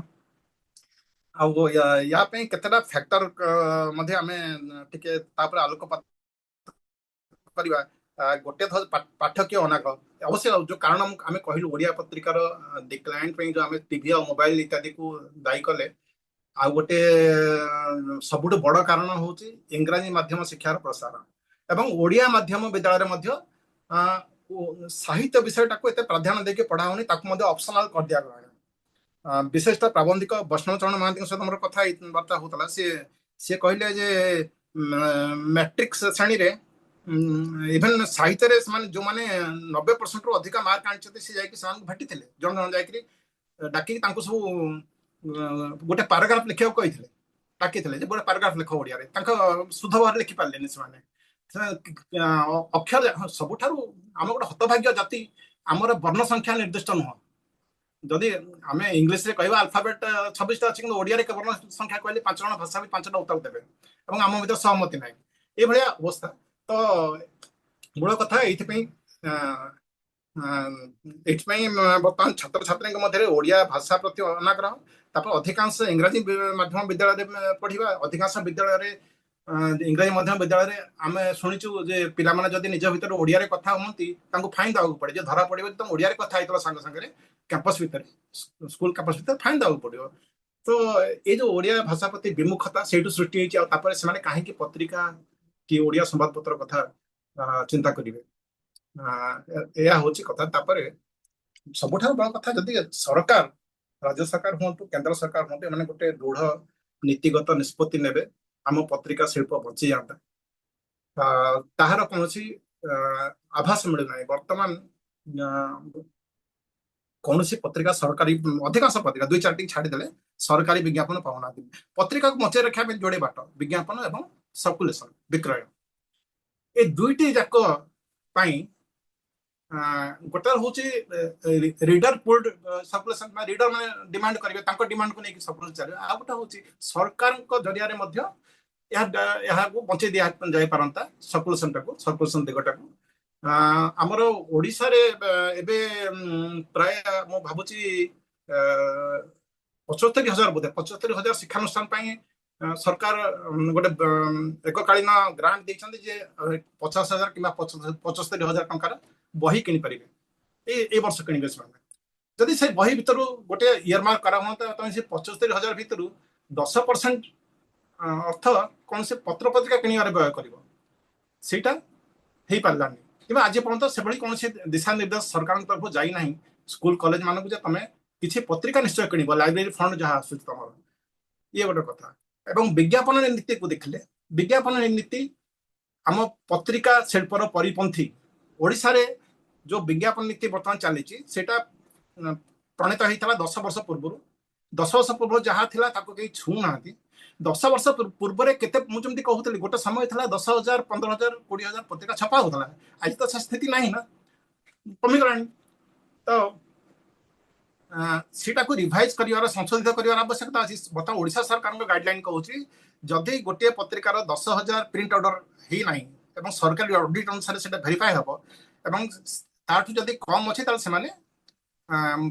सरकारी विज्ञापन पाइबे ना तेणु 99% पत्रिका बर्तमान ओडिशा सरकार विज्ञापन पाती ना से दृष्टि देखले केंद्र सरकार नीति बरंग आहरी बरंग टे भल अच्छी कहीं डीएवीपी गाइडलाइन कहूँ जदि गोटे पत्रिकार मुद्रण संख्या 2,000 से एलिजिबल हे सरकारी 2,000 नुहे ओडिशा रे बर्तमान मु जहाँ कहि साहित्य पत्रिका जो निवृत्त साहित्य पत्रिका से माने ए फिगर को टच कर पाना किंतु अंततः टिके वास्तववादी गाइडलाइन केंद्र सरकार को अच्छी ए प्रेक्षापट किंतु ओडिशा सरकार जहाँ थिला पूर्व ताकू नहीं चली एपर्यंत तार रिविजन हो ना आउ ये जो नीति सरकारी नीति तो गोटे कथा आउ द्वितीय कथा जो गोटे कथा है जे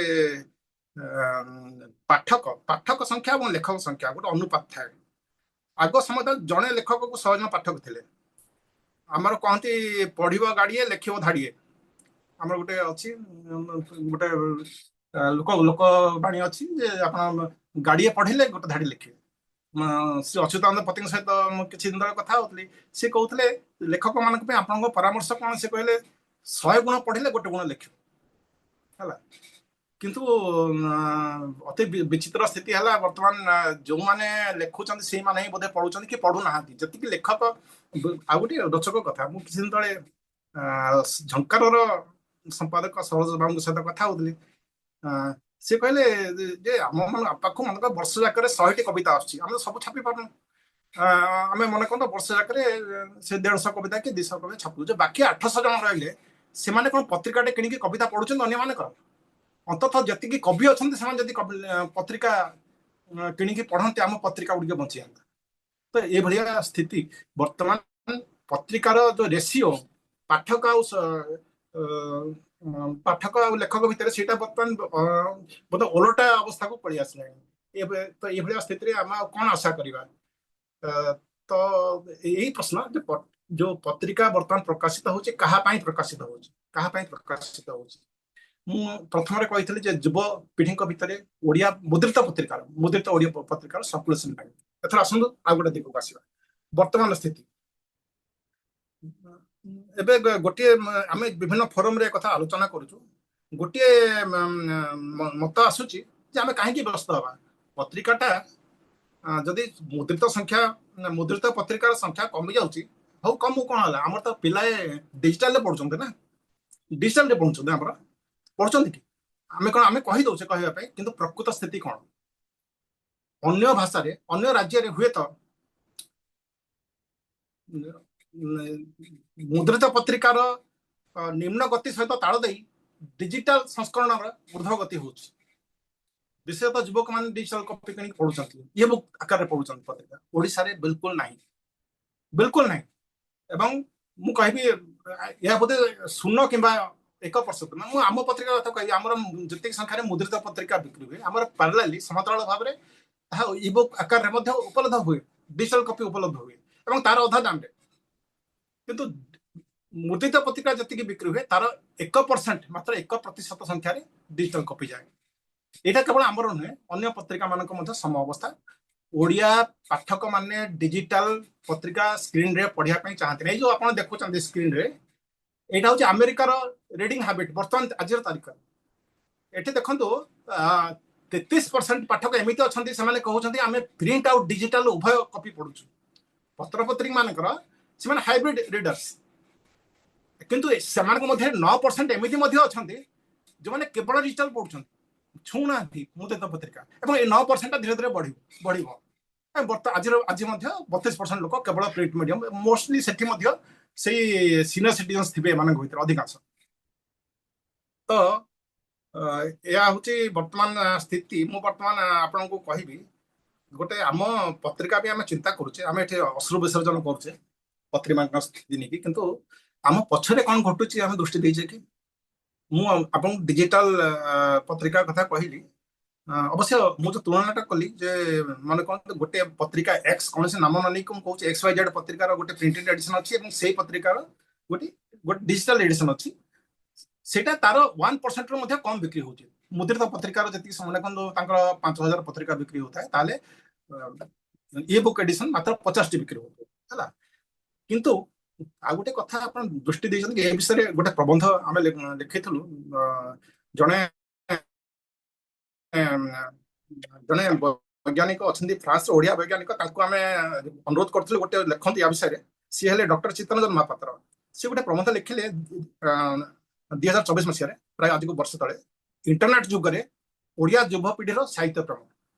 ସେ ବହୁତ ରିସର୍ଚ୍ଚ କରିକି ତାପରେ ବିଭିନ୍ନ ଡାଟା ସଂଗ୍ରହ କରିକି ଲେଖିଛନ୍ତି ଏବଂ ସେଇଥିରେ ଗୋଟେ ଚମକପ୍ରଦ ତଥ୍ୟ ସହିତ ସେ ଆସିଛନ୍ତି। ଆମ ଗୋଟେ ସମାନ୍ତରାଳ ଦୁନିଆ ଚାଲିଛି ଏବଂ ଆମେ ଆଖି ବୁଝି ଦେଇଛେ। ଯୋଉମାନେ ଆମେ ପାରମ୍ପରିକ ସମ୍ପାଦକ, ପାରମ୍ପରିକ ପ୍ରକାଶକ, ପତ୍ରିକା ମାନଙ୍କର ପ୍ରକାଶକ, ଆଖି ବୁଝି ଦେଇଛେ। ଏବଂ ଆମେ ସମସ୍ତେ ତ ବରିଷ୍ଠ ନାଗରିକ ନା, ପିଲାମାନେ କ'ଣ କରୁଛନ୍ତି ସେ ଗୋଟେ ଆଖି ବୁଲେଇକି ଦେଖିଲେ ଜାଣିପାରନ୍ତେ ଯେ ବର୍ତ୍ତମାନ ଡିଜିଟାଲ ଲିଟେରାରୀ ପ୍ଲାଟଫର୍ମର ଗ୍ରୋଥ ବହୁତ ରାପିଡଲି ହଉଛି, ବହୁତ ରାପିଡଲି। ଆପଣ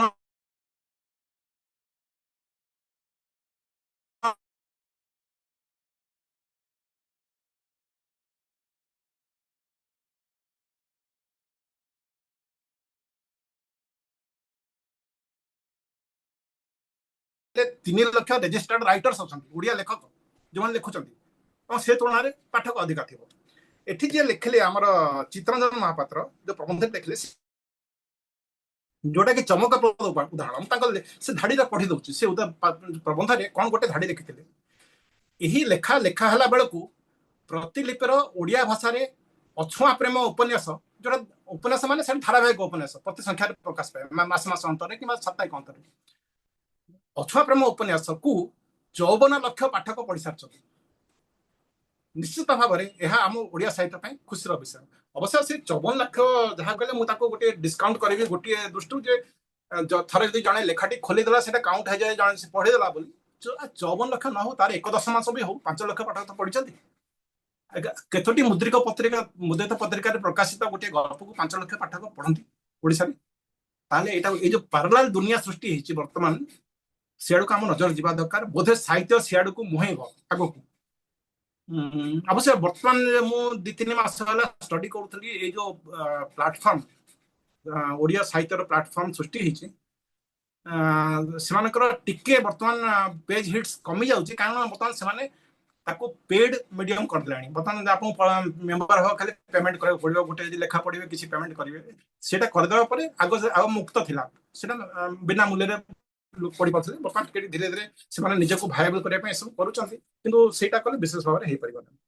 अच्छा किंतु यह सत्वे ये डिजिटल प्लाटफॉर्म अर्थ नुह जे ओडिया पत्रिका गुड़िक डिजिटल फॉर्म रे बंची पारिबो ओडिया पत्रिका गुड़िक बंची नाही कारण कौन आपण आमे आमे खाली गोटे गड्डालिका स्रोत भसी जाऊे जहाँ शुणुचे से कहूचे टिके वास्तविकता आड़ को देखा आपन जानते पृथ्वीर सबुठ बड़ डिजिटल मीडिया कौन जोटा कमर्शियल चलुची किंडल समस्त पाखे अधिकांश लोक मोबाइल रे किंडल थी हाँ तो किंडल रे चलुची आम मुह लज्जा तलुक हो जाऊ ना किंडल किंडल बजार को आसिक 20 वर्ष है बर्तमान सब राज्य हु हो व्यापीगला आमको लज्जा आसुना आज पर्यंत सी ओडिया भाषा को किंडल रिकग्नाइज करूना केत जन पाखे सूचना अच्छी आप चाहिए किंडल रे मोर बही प्रकाशित हम से कहे नो थैंक्स नो आमर ओडिया भाषा को रिकग्नाइज करूँ आम ओडिया फंड देला माने से रिजेक्ट करदेव कौन से बही यहाँ सबुठ बड़ प्लाटफर्म आम भविष्य ठीक अच्छे आम चिंता करवानी जेहेतु गोटे ट्रेंड चलती ग्लोबल ट्रेंड जे धीरे धीरे प्रिंट मीडिया डिक्लाइन कर डिजिटल मीडिया ग्रोथ हो सबुठ बड़ पृथ्वी डिजिटल कंपनी सी ओडिया भाषा को रिकग्नाइज करना आम किसी बंधु अमेरिका बंधु कानाडा थे बंधु मैंने जोगाजोग अच्छा आमाजन सहित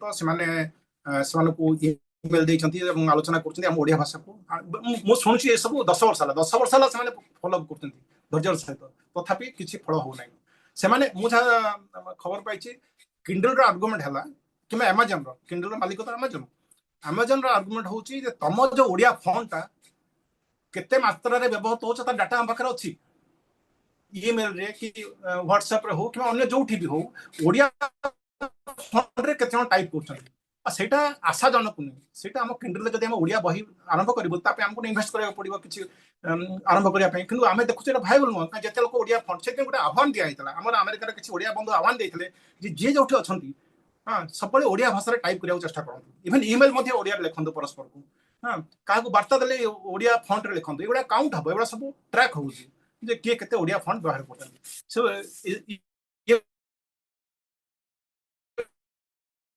गोटे वास्तव समस्या कथा कहली द्वितीय कथा पत्रिका गुड़िक जो चली बर्तमान पत्रिका स्थिति आम तो पाठक अनाग्रह कथा आलोचना कले डिजिटल मीडिया प्रति जो गोटे ट्रेंड चली डाइभर्ट हबार से गोटे गोटे कारण कि पत्रिका जी बचुंट आजकल ढोके पी दंडे जी अवस्था चलुंट कौन सी पत्रिकार स्थिति इभन पत्रिकार जो वर्गीकरण करी आ गोटे प्रकार वर्गीकरण कर पत्रिका को आम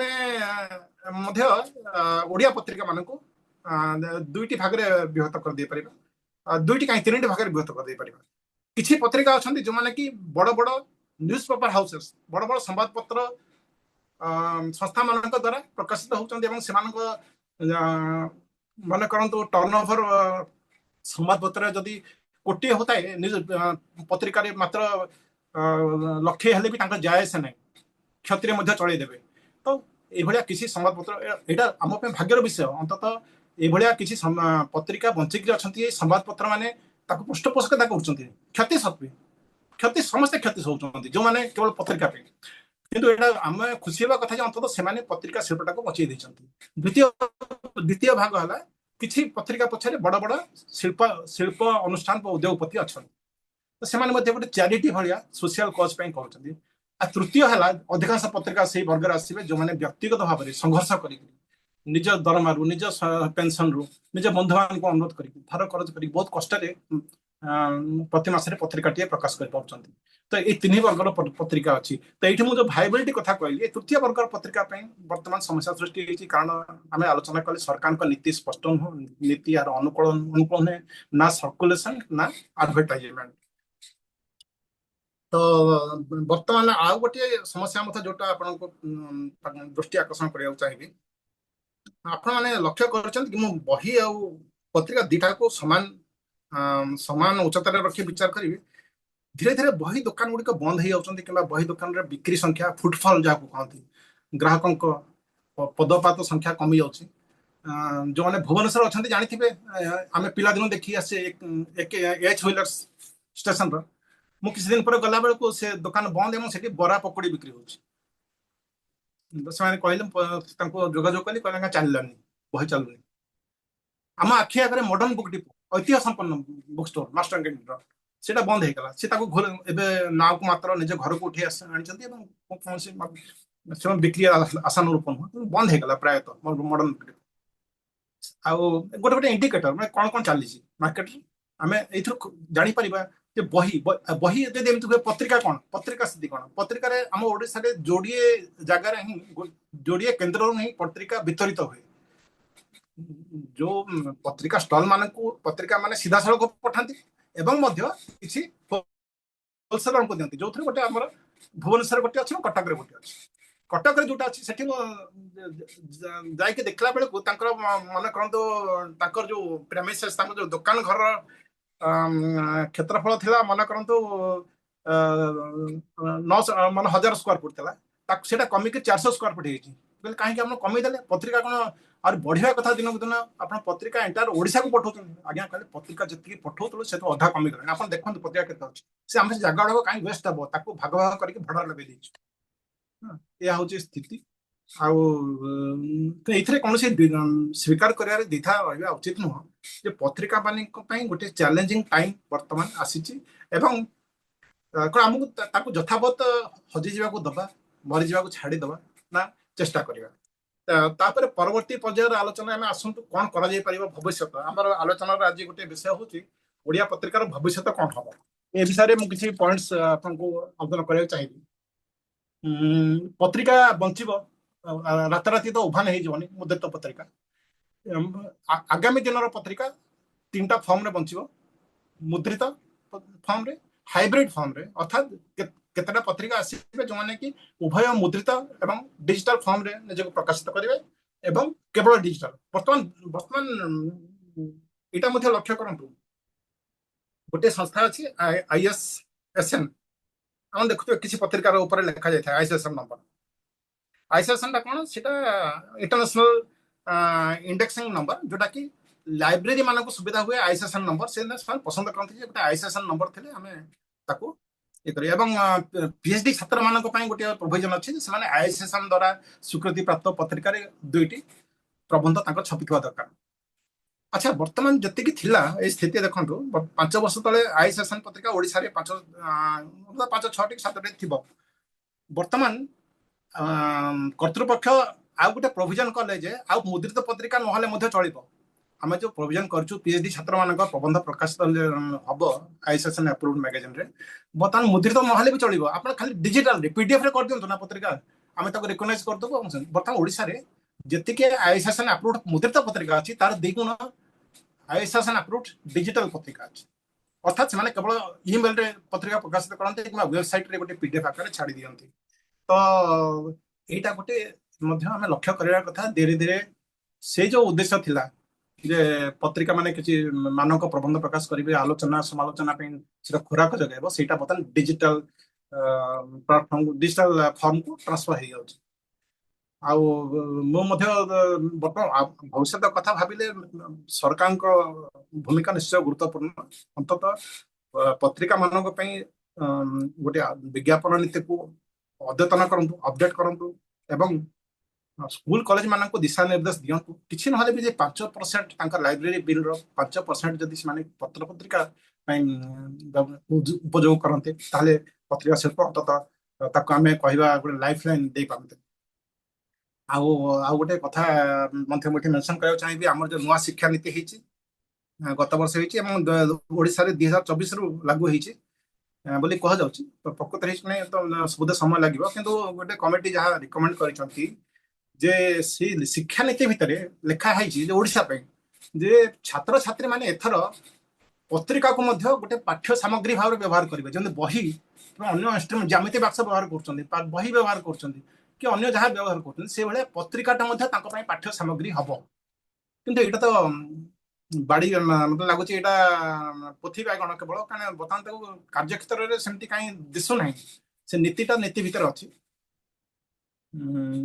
ଦ୍ୱିତୀୟ କଥା, ପତ୍ରିକା ମାନଙ୍କୁ ନିଜକୁ ଭାଇବଲ କରିବାକୁ ହେଲେ ଟିକେ ଟିକେ ମାନେ ଆଗକୁ ନିଜର ପରିଚୟ ଜାହିର କରିବାକୁ ହେଲେ ଆଉ ଗୋଟେ କଥା ଲକ୍ଷ୍ୟ କରା ହଉଛି, ଆପଣ ଯେମିତି କହିଲେ ପୂଜା ସଂଖ୍ୟା 800-900 ପୃଷ୍ଠାର ପୂଜା ସଂଖ୍ୟା ପତ୍ରିକାର କଳିବ ଆପଣ ଉଠେଇବାକୁ ପଡିବ, 2-3 କେଜି ଓଜନ ହବ ତାକୁ। ସେଇଟା ତ ବୋଧେ ବହି ବୋଲି ଆମେ ଆରାଧନା କହିବା, ସେଇଟା ବହି ପତ୍ରିକା କଣ? ସେ ପତ୍ରିକା ମାନେ ବର୍ତ୍ତମାନ ନିଜର କଳେବର କମେଇବାର ଆବଶ୍ୟକତା ଅଛି। କାହିଁକି ଆବଶ୍ୟକ ଅଛି ମୁଁ କହୁଛି।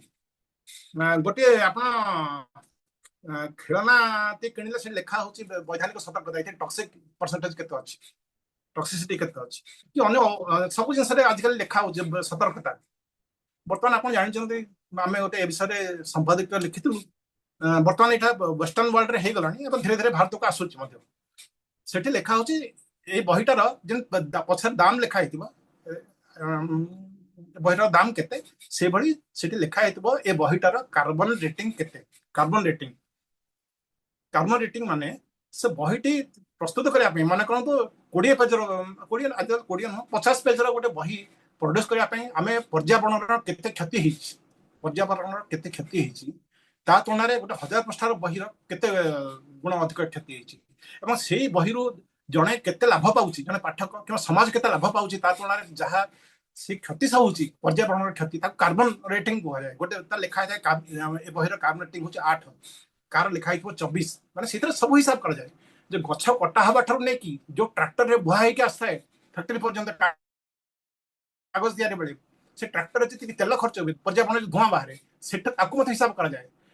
ପ୍ୟାକିଂ କରିକି ଦୋକାନ ପର୍ଯ୍ୟନ୍ତ ପହଞ୍ଚେଇବାର ଟ୍ରାନ୍ସପୋର୍ଟ ମଧ୍ୟ ହିସାବ କରାଯାଏ, ଫ୍ୟାକ୍ଟ୍ରିର ଇତ୍ୟାଦି ସବୁ ଜିନିଷ ଗୋଟେ ବହି। ତ ସେଇଟା ବର୍ତ୍ତମାନ ସେ ଯୋଉ ଆୱାରନେସ୍ ଆସିଲାଣି, ଏବଂ ସେଇଥିପାଇଁ ତାପରେ ଦ୍ୱିତୀୟ କଥା ଆଜିକାଲି ସମୟ ଅଭାବ, ସମସ୍ତଙ୍କର ଅତ୍ୟନ୍ତ ଜୀବନର ବେଗ ଗତିଶୀଳ। ଏଇଠି ଦେଖନ୍ତୁ ଏ ଯୋଉ ମେଗାଜିନର ଏଇଟା ଅନ୍ୟ ଗୋଟେ ଦିଗ ମୁଁ କହିବି, ଏଇଟା ଆଲୋଚନା କରିସାରିଛି। ହଁ, ଏଇଟା ମୁଁ ତ ଆମେ ଆଲୋଚନା କରିବା, ଏଇଟା ଆପଣ ସ୍ଲାଇଡ୍ ଦେଖେଇଲେ ବର୍ତ୍ତମାନ। କିନ୍ତୁ ମୁଁ କହିବା କଥା ପାଠକେ ବର୍ତ୍ତମାନ କଣ 100 ପୃଷ୍ଠାର ପତ୍ରିକା ପଢିବା ପାଇଁ ପ୍ରସ୍ତୁତ ଅଛନ୍ତି, ଯେତିକି ଆବଶ୍ୟକ ବରଂ ହାଲୁକା କଲେ ବର୍ତ୍ତମାନ ତାର ଦାମ ମଧ୍ୟ ଅଧିକ ହେଇଯାଉଛି। ଅଯଥା କାହିଁକି ଜଣେ ପାଠକ ଯଦି ଦାମ କମେଇ ଦିଆଯାଆନ୍ତା, ଟିକେ ପତଳା କରିକି ବରଂ ବୋଧହୁଏ ସବୁ ପାଠକ ଏଫୋର୍ଡ କରିପାରନ୍ତି। କିଛି ନାହିଁ, ଆମେ ଯଦି ମାସକୁ ଜଣେ ମଧ୍ୟବିତ୍ତ ପରିବାର ଯଦି 300 ଟଙ୍କାର ବଜେଟ ରଖିଦବ, ସିଏ 5-6ଟି ପତ୍ରିକା ଆରାମରେ ଘରକୁ ଆଣିପାରିବ ପ୍ରତି ମାସରେ। କିନ୍ତୁ ସେଇଭଳିଆ ସ୍ଥିତି ଅଛି କି ଧୀରେ ଧୀରେ ଆମେ ପୃଷ୍ଠା ବଢଉଛୁ ଏବଂ ଦାମ ମଧ୍ୟ ବଢାଉଛୁ।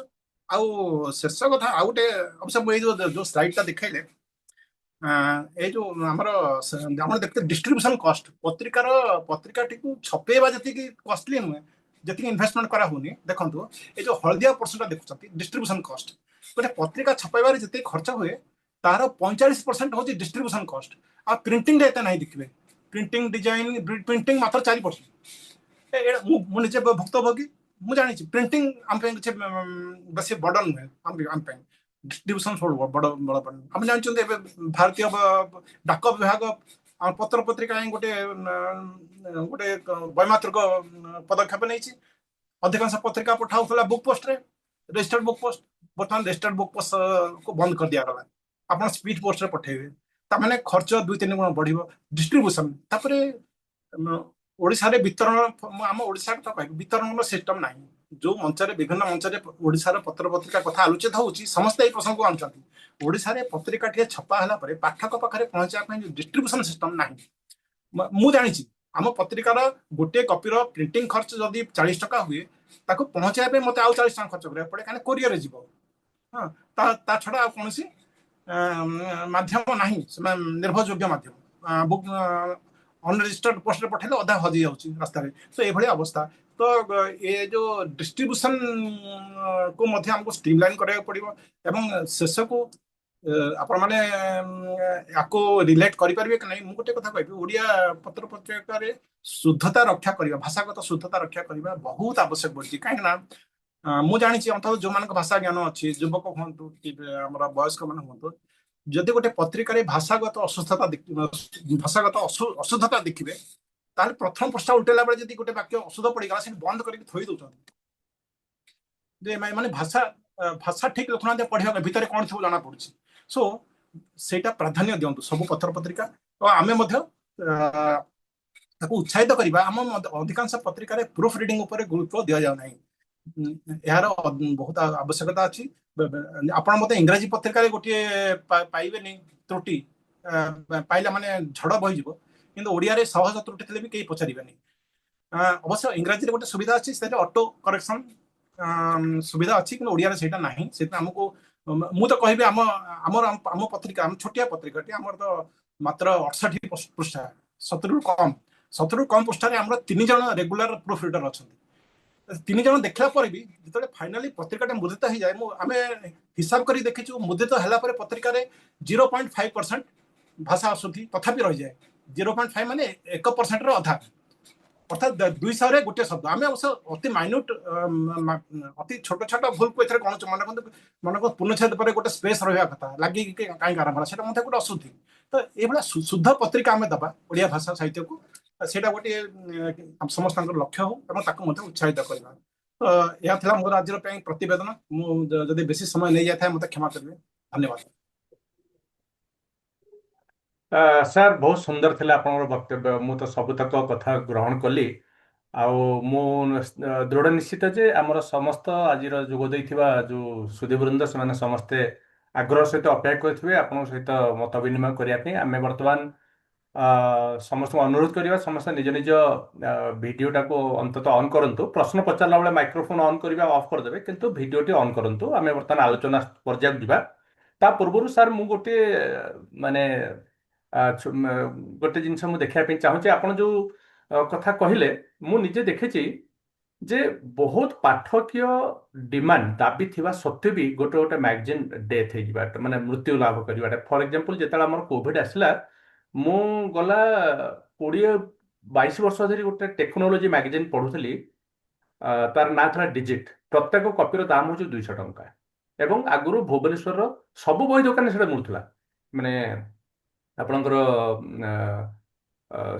ପ୍ରିୟଦର୍ଶିନୀ ମାର୍କେଟ କଥା କୁହନ୍ତୁ ମାର୍କେଟ ବିଲ୍ଡିଂ କଥା କୁହନ୍ତୁ ରମାଦେବୀ କଲେଜ ଆଗରେ କୁହନ୍ତୁ ସବୁଠି ସେ କପି ରେଳ ଷ୍ଟେସନରେ ମିଳୁଥିଲା କିନ୍ତୁ କୋଭିଡ ପରେ କେବଳ ଆଗତୁରା ଅର୍ଡର ଦେଲେ ହିଁ ସେ ଡିଷ୍ଟ୍ରିବ୍ୟୁଟର ପାଖକୁ ସେତିକିଟା କପି ଆସିଲା ଏବଂ ଆଜି ଆଉ ମାର୍କେଟ ସେଟା ମିଳୁନାହିଁ କେବଳ ସବସ୍କ୍ରିପସନରେ ହିଁ ମିଳିବ ତେଣୁ କୋଭିଡ ବେଳେ ବି ଅନେକ ପତ୍ରିକା ମୃତ୍ୟୁ ଲାଭ କରିଛନ୍ତି ତାପରେ ସାର୍ ଯୋଉ ରହିଲା ଟେକ୍ନୋଲୋଜିକୁ ଆଡାପ୍ଟ କରିକି ଗୁଡାଏ ବର୍ତ୍ତମାନ ଆମ ଏଇ ଓଡ଼ିଶାରେ ବି ଗୁଡାଏ ଲେଖକ ଅଛନ୍ତି ବହୁ ଜଣ ଗୁଡାଏ ବୋଲି କହିବାଟା ଭୁଲ କଥା ବହୁ ଜଣ ଲେଖକ ଅଛନ୍ତି ଯୋଉମାନେ କି ଟେକ୍ନୋଲୋଜିକୁ ଠିକ ଭାବରେ କାମରେ ଲଗେଇକି ବେଶ ପ୍ରସିଦ୍ଧି ଲାଭ କରିଛନ୍ତି ମୁଁ ନାଁ ନେବା ପାଇଁ ଚାହିଁବିନି କିନ୍ତୁ ଜଣେ ଲେଖକଙ୍କର କାହାଣୀ ଗୁଡାକୁ ଆମେ ସଦାବେଳେ ଅପେକ୍ଷା କରିଥାଉ ଧରନ୍ତୁ ୟୁକ୍ରେନ ଯୁଦ୍ଧ ହେଲା ଠିକ ତା ପରେ ସେ ୟୁକ୍ରେନ ଯୁଦ୍ଧକୁ ସମ୍ବଳିତ ଗୋଟେ ଗୋଟେ ସୁନ୍ଦର ଗପ ଏତେ ମନଛୁଆଁ ଗପ ତେଣୁ ଟେକ୍ନୋଲୋଜିକୁ ଆଡପ୍ଟ କଲେ ବି ଗୁଡାଏ ସାହିତ୍ୟ ତିଷ୍ଠି ପାରିବ ସେ ବି ସାହିତ୍ୟ ଆଉ ତାପରେ ସାର୍ ମତେ ଲାଗେ ଯେ ସାହିତ୍ୟର ମାନ ସେଇଟା ବି ଗୋଟେ ବହୁତ ବଡ ଜିନିଷ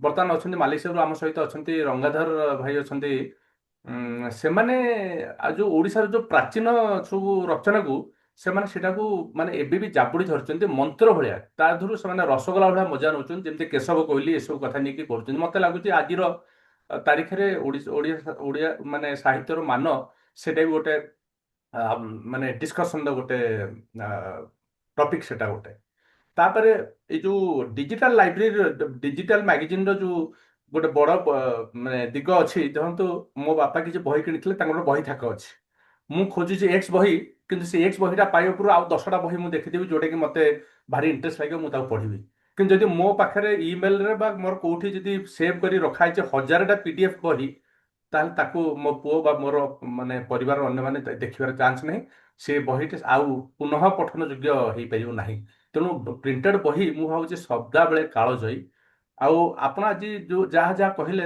ମୁଁ ନିଜେ ବ୍ୟକ୍ତିଗତ ସ୍ତରରେ ସେଟାକୁ ଅନୁଭବ କରିଛି ମୁଁ ନିଜେ ବାସ୍ 1 ମିନିଟ୍ ନେବି ତାପରେ ଆମେ ସମସ୍ତଙ୍କୁ ସାଙ୍ଗରେ ନେବା এটা স্যার ମୁଁ ଗୋଟେ ବହୁତ ଦିନ ପୂର୍ବରୁ ଏଇଟା ମୁଁ ଗୋଟେ ବାହାର କରିଥିଲି ଆର୍ଟିକଲ। ଯାହା ଯାହା ଆପଣ ଆଜି ଉପସ୍ଥାପନ କଲେ ପ୍ରାୟ ମୋଷ୍ଟ ଜିନିଷ ମୋର ବି ମାନେ ସେଇ ସମାନ ଅଭିଜ୍ଞତା।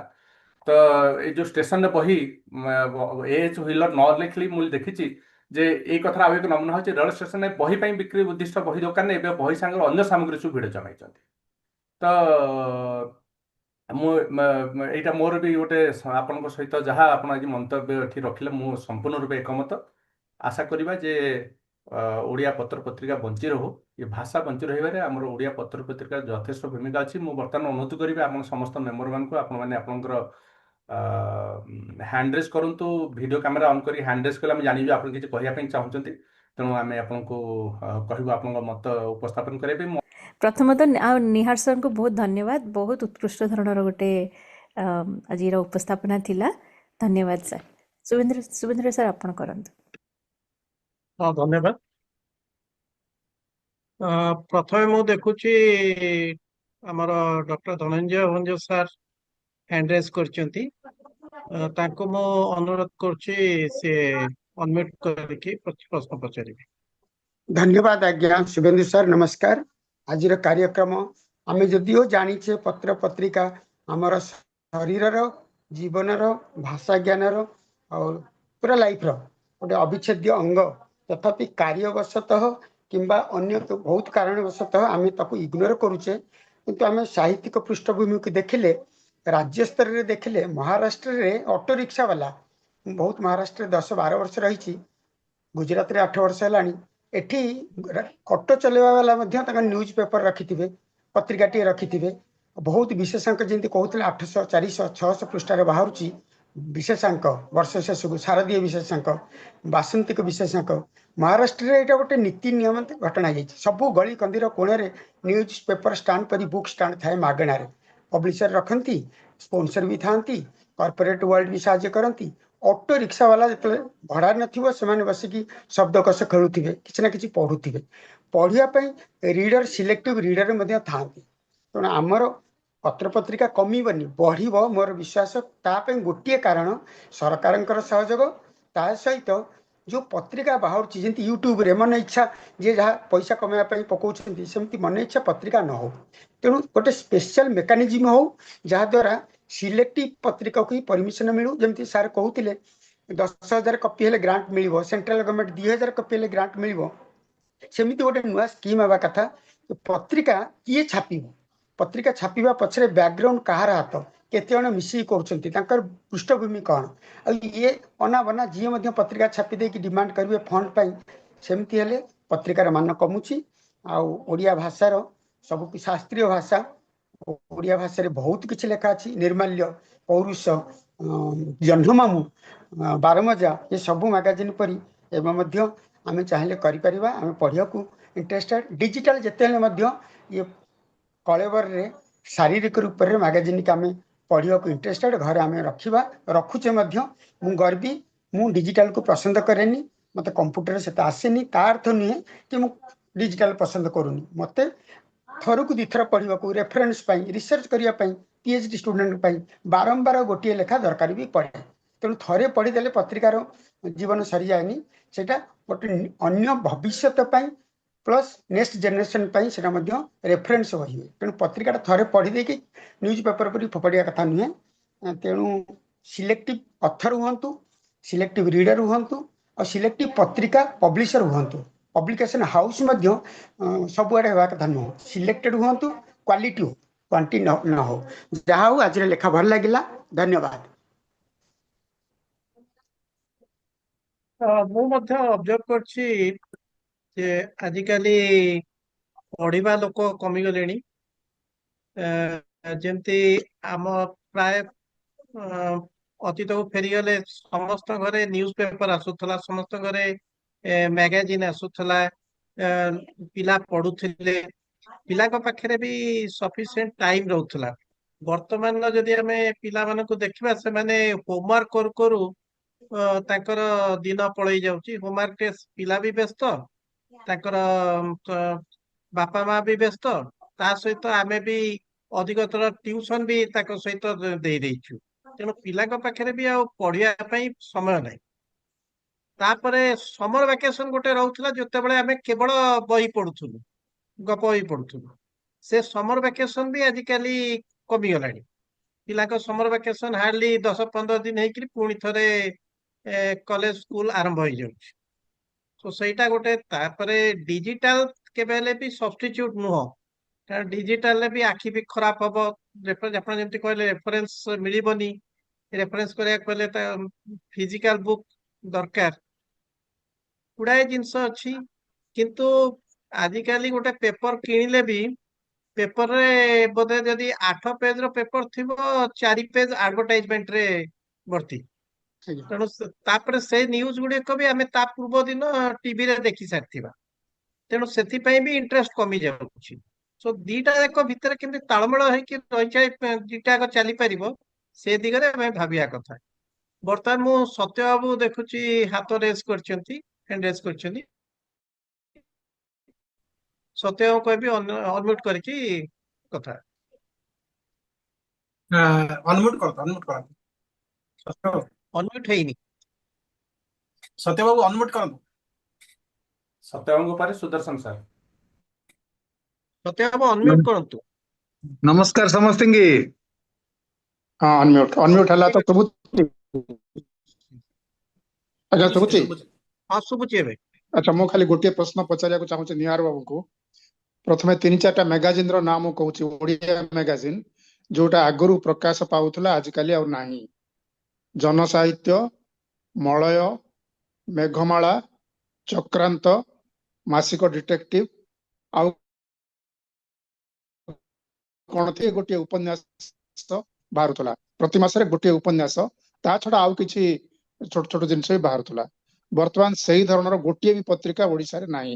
ମୋର ପ୍ରଶ୍ନ ହଉଛି, ଆପଣ କଣ ଭାବୁଛନ୍ତି କି ଯଦି ଏଇଭଳିଆ ଗୋଟେ ପତ୍ରିକା ଓଡିଆ ବଜାରକୁ ଆସେ ତାହେଲେ ସେଇଟା ଚାଲିବ? ଏଇଟା ହଉଛି ମୋର ପ୍ରଶ୍ନ, ଆପଣଙ୍କର ମତ ଦିଅନ୍ତୁ। ଆଜ୍ଞା, ମୋର ମତ ଭିନ୍ନ ପ୍ରକାର। ଆପଣ ଯୋଉ ପତ୍ରିକା ମାନଙ୍କର ନାଁ ନେଲେ ସବୁଗୁଡିକ ଉପନ୍ୟାସ ଆଧାରିତ ପତ୍ରିକା। ସେଥିରେ ଗୋଟେ ଗୋଟେ ମାସକୁ ଗୋଟେ ଗୋଟେ ଉପନ୍ୟାସ, ଛୋଟ ହଉ ବଡ ହଉ, ବାହାରୁଥିଲା ଏବଂ ଇତ୍ୟାଦି। ସେଇ ସମୟ କଣ ଥିଲା, ଯେତେବେଳେ ସେ ମଳୟ ହଉ କି ଜନସାହିତ୍ୟ ହଉ ଯେତେବେଳେ ପ୍ରବଳ ମାତ୍ରାରେ ବିକ୍ରି ହଉଥିଲା, ସେତେବେଳେ ବଜାରକୁ ଅନ୍ୟ ଜିନିଷ ଆସିନଥିଲା, ୟୁଟ୍ୟୁବ ଆସିନଥିଲା କି ଇଣ୍ଟରନେଟ ଆସିନଥିଲା। ଲୋକମାନେ ଗୋଟିଏ ବହି ଧରିଲେ ଆରାମରେ 2-3 ଦିନ ବସିକି ତାକୁ ସାରୁଥିଲେ ଉପନ୍ୟାସଟି। ବର୍ତ୍ତମାନ ସେ ଧୈର୍ଯ୍ୟ ନାହିଁ କିମ୍ବା ସମୟ ନାହିଁ।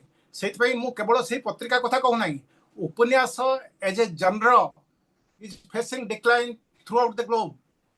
ବର୍ତ୍ତମାନ ଓଡ଼ିଆ ଉପନ୍ୟାସ ଛପା ହଉଛି, ଲୋକମାନେ ନିଜର ନାଁ ଦର୍ଜ କରିବା ପାଇଁ ଜଣେ ଲେଖକ ଭାବରେ କି ପୁରସ୍କାର ପାଇଁ ଉପନ୍ୟାସଟି ଲେଖି ଦଉଛନ୍ତି, କିନ୍ତୁ ଛପଉଛନ୍ତି ମାତ୍ର 20ଟି କପି। ଆଉ ଉପନ୍ୟାସ କେତେ ଜଣ ପ୍ରସିଦ୍ଧ ଉପନ୍ୟାସକାରଙ୍କ ଲେଖା ଛାଡ଼ିଦେଲେ ଓଡ଼ିଶାରେ କେତେ 2-3 ଜଣ କି 4 ଜଣ ଥିବେ ଯୋଉମାନେ ପପୁଲାର ରାଇଟର୍ସ, ସେମାନଙ୍କ ବହି ଛାଡ଼ିଦେଲେ ଅଧିକାଂଶ ଉପନ୍ୟାସ ବର୍ତ୍ତମାନ ଷ୍ଟେଟ୍ ଅଫ୍ ଡିକ୍ଲାଇନରେ ଅଛି। ସେଥିପାଇଁ ଯେହେତୁ ଉପନ୍ୟାସ ବର୍ତ୍ତମାନ ତା ସ୍ଥାନ ନେଇଥିଲା କି, ମୁଁ ଆପଣଙ୍କୁ ଏ ପ୍ରସଙ୍ଗ ଗୋଟେ କଥା କହୁଛି, ଉପନ୍ୟାସର ସ୍ଥାନ ଗୋଟେ ସମୟରେ ନେଇଗଲା କ୍ଷୁଦ୍ର ଗଳ୍ପ। ଲୋକମାନେ କ୍ଷୁଦ୍ର ଗଳ୍ପ ଅପେକ୍ଷା ଉପନ୍ୟାସ ଅପେକ୍ଷା କ୍ଷୁଦ୍ର ଗଳ୍ପ ଅଧିକ ପଢିଲେ। ଆଜିର ତାରିଖରେ କଣ ଜାଣିଲେ, ଆଉ କ୍ଷୁଦ୍ର ଗଳ୍ପ ପଢୁନାହାନ୍ତି। ବର୍ତ୍ତମାନ ମୁଁ ଗୋଟେ ସଭାରେ ବସିଥିଲି ଯୋଉଥିରେ ସମରଞ୍ଜନ ପଟ୍ଟନାୟକ ଏଇ ଗୋଟେ ପାଖାପାଖି ବିଷୟ ଉପରେ ନିଜର ବକ୍ତବ୍ୟ ରଖୁଥିଲେ। ସେ ଗୋଟିଏ କଥା ହଠାତ୍ କହିଲେ, ଯଦି ଆମେ ଓଡ଼ିଆ ସାହିତ୍ୟକୁ ବଞ୍ଚାଇବାକୁ ଚାହୁଁଛେ ତେବେ ଆସନ୍ତୁ ଆମେ ସମସ୍ତେ ନିଜ ନିଜ ପତ୍ରିକାରେ ମିନି ଗପ ପ୍ରକାଶ କରିବା। ଯଦି ସାହିତ୍ୟକୁ ବଞ୍ଚାଇବାକୁ ଚାହୁଁଛ ମିନି ଗପ ପ୍ରକାଶ କର, ତାମାନେ ସିଏ ଇନଡାଇରେକ୍ଟଲି ହିଣ୍ଟ ଦେଲେ କ୍ଷୁଦ୍ର ଗଳ୍ପର ଯୁଗ ମଧ୍ୟ ପଳେଇଲାଣି ବୋଧହୁଏ। କାହିଁକିନା ବର୍ତ୍ତମାନ ପିଲାମାନେ ଅଫିସକୁ ଯିବା ବେଳେ, ମେଟ୍ରୋରେ ବସିବା ବେଳେ ଯୋଉ 5 ମିନିଟ୍ ସମୟ ପାଉଛନ୍ତି, ଗୋଟେ ମିନି ଗପ ଉପରେ ଆଖି ପକେଇ ଦେଇକିରି ଗୋଟେ ଷ୍ଟାଣ୍ଡାର୍ଡ ପିସ୍ ଅଫ ଫିକ୍ସନ ଦେଖିଲି। ସେ ଏଭଳି ପରିବର୍ତ୍ତନ ଆସିଗଲାଣି। ସେତେବେଳେ ଉପନ୍ୟାସ କଥା ଚିନ୍ତା କିଏ କରିବେ? ମତେ ଲାଗୁନି ଏଇଟା ଗୋଟେ ସମ୍ଭବ ହବ। ସେଇଥିପାଇଁ ତ ପତ୍ରିକା ମାନେ ମରିଗଲେ। এই ଯୋଉ ପତ୍ରିକାଙ୍କ ନାଁ ନେଲେ ଆପଣ, ସେମାନେ ମାର୍କେଟରେ ଚାଲି ପାରିଲେନି, କାରଣ ତାର ଡିମାଣ୍ଡ ନଥିଲା, କି ଡିମାଣ୍ଡ ଆଜି ତାରିଖରେ ମଧ୍ୟ ନାହିଁ। ଆଜ୍ଞା ସୁଦର୍ଶନ ବାବୁଙ୍କୁ ଅନୁରୋଧ କରିବି, ସିଏ ତାଙ୍କ ବକ୍ତବ୍ୟ ରଖିବେ। ଆଜ୍ଞା ନମସ୍କାର ସମସ୍ତଙ୍କୁ। ମୁଁ ଟିକେ ଡେରି ଆସିଥିବାରୁ ଟିକେ ଦୁଃଖ ପ୍ରକାଶ କରୁଛି, କ୍ଷମା ଚାହୁଁଛି। ନିହାର ଭାଇ ନମସ୍କାର। ନମସ୍କାର ଆଜ୍ଞା, ନମସ୍କାର। ମୋର 2-3ଟି ପ୍ରଶ୍ନ ରହିବ ଆପଣଙ୍କୁ। ଏ ଓଡ଼ିଆ ଭାଷାକୁ ନେଇକି ଆମେ ଦେଖୁଛେ ଏ ପତ୍ର ପତ୍ରିକା ପଢିଲେ ତ ଆମର ଭାଷା ସହିତ ଆମେ ଯୋଡି ହବା। ପୂଜା ସଂଖ୍ୟା କେବଳ ଆମେ ଦେଖାଯାଉଛି ମାନେ 10-15 ବର୍ଷ ହେଲେ ଦେଖାଯାଉଛି କେବଳ ପୂଜା ସଂଖ୍ୟା ପତ୍ର ପତ୍ରିକାକୁ ଆମେ ପଢିବା ପାଇଁ ଭଲ ପାଉଛୁ, କାହିଁକି ସେଇଟା ଭଲ୍ୟୁମିନସ୍ ହଉଛି ଆଉ ବହୁତ ଭଲ ଲେଖା ଥିବ।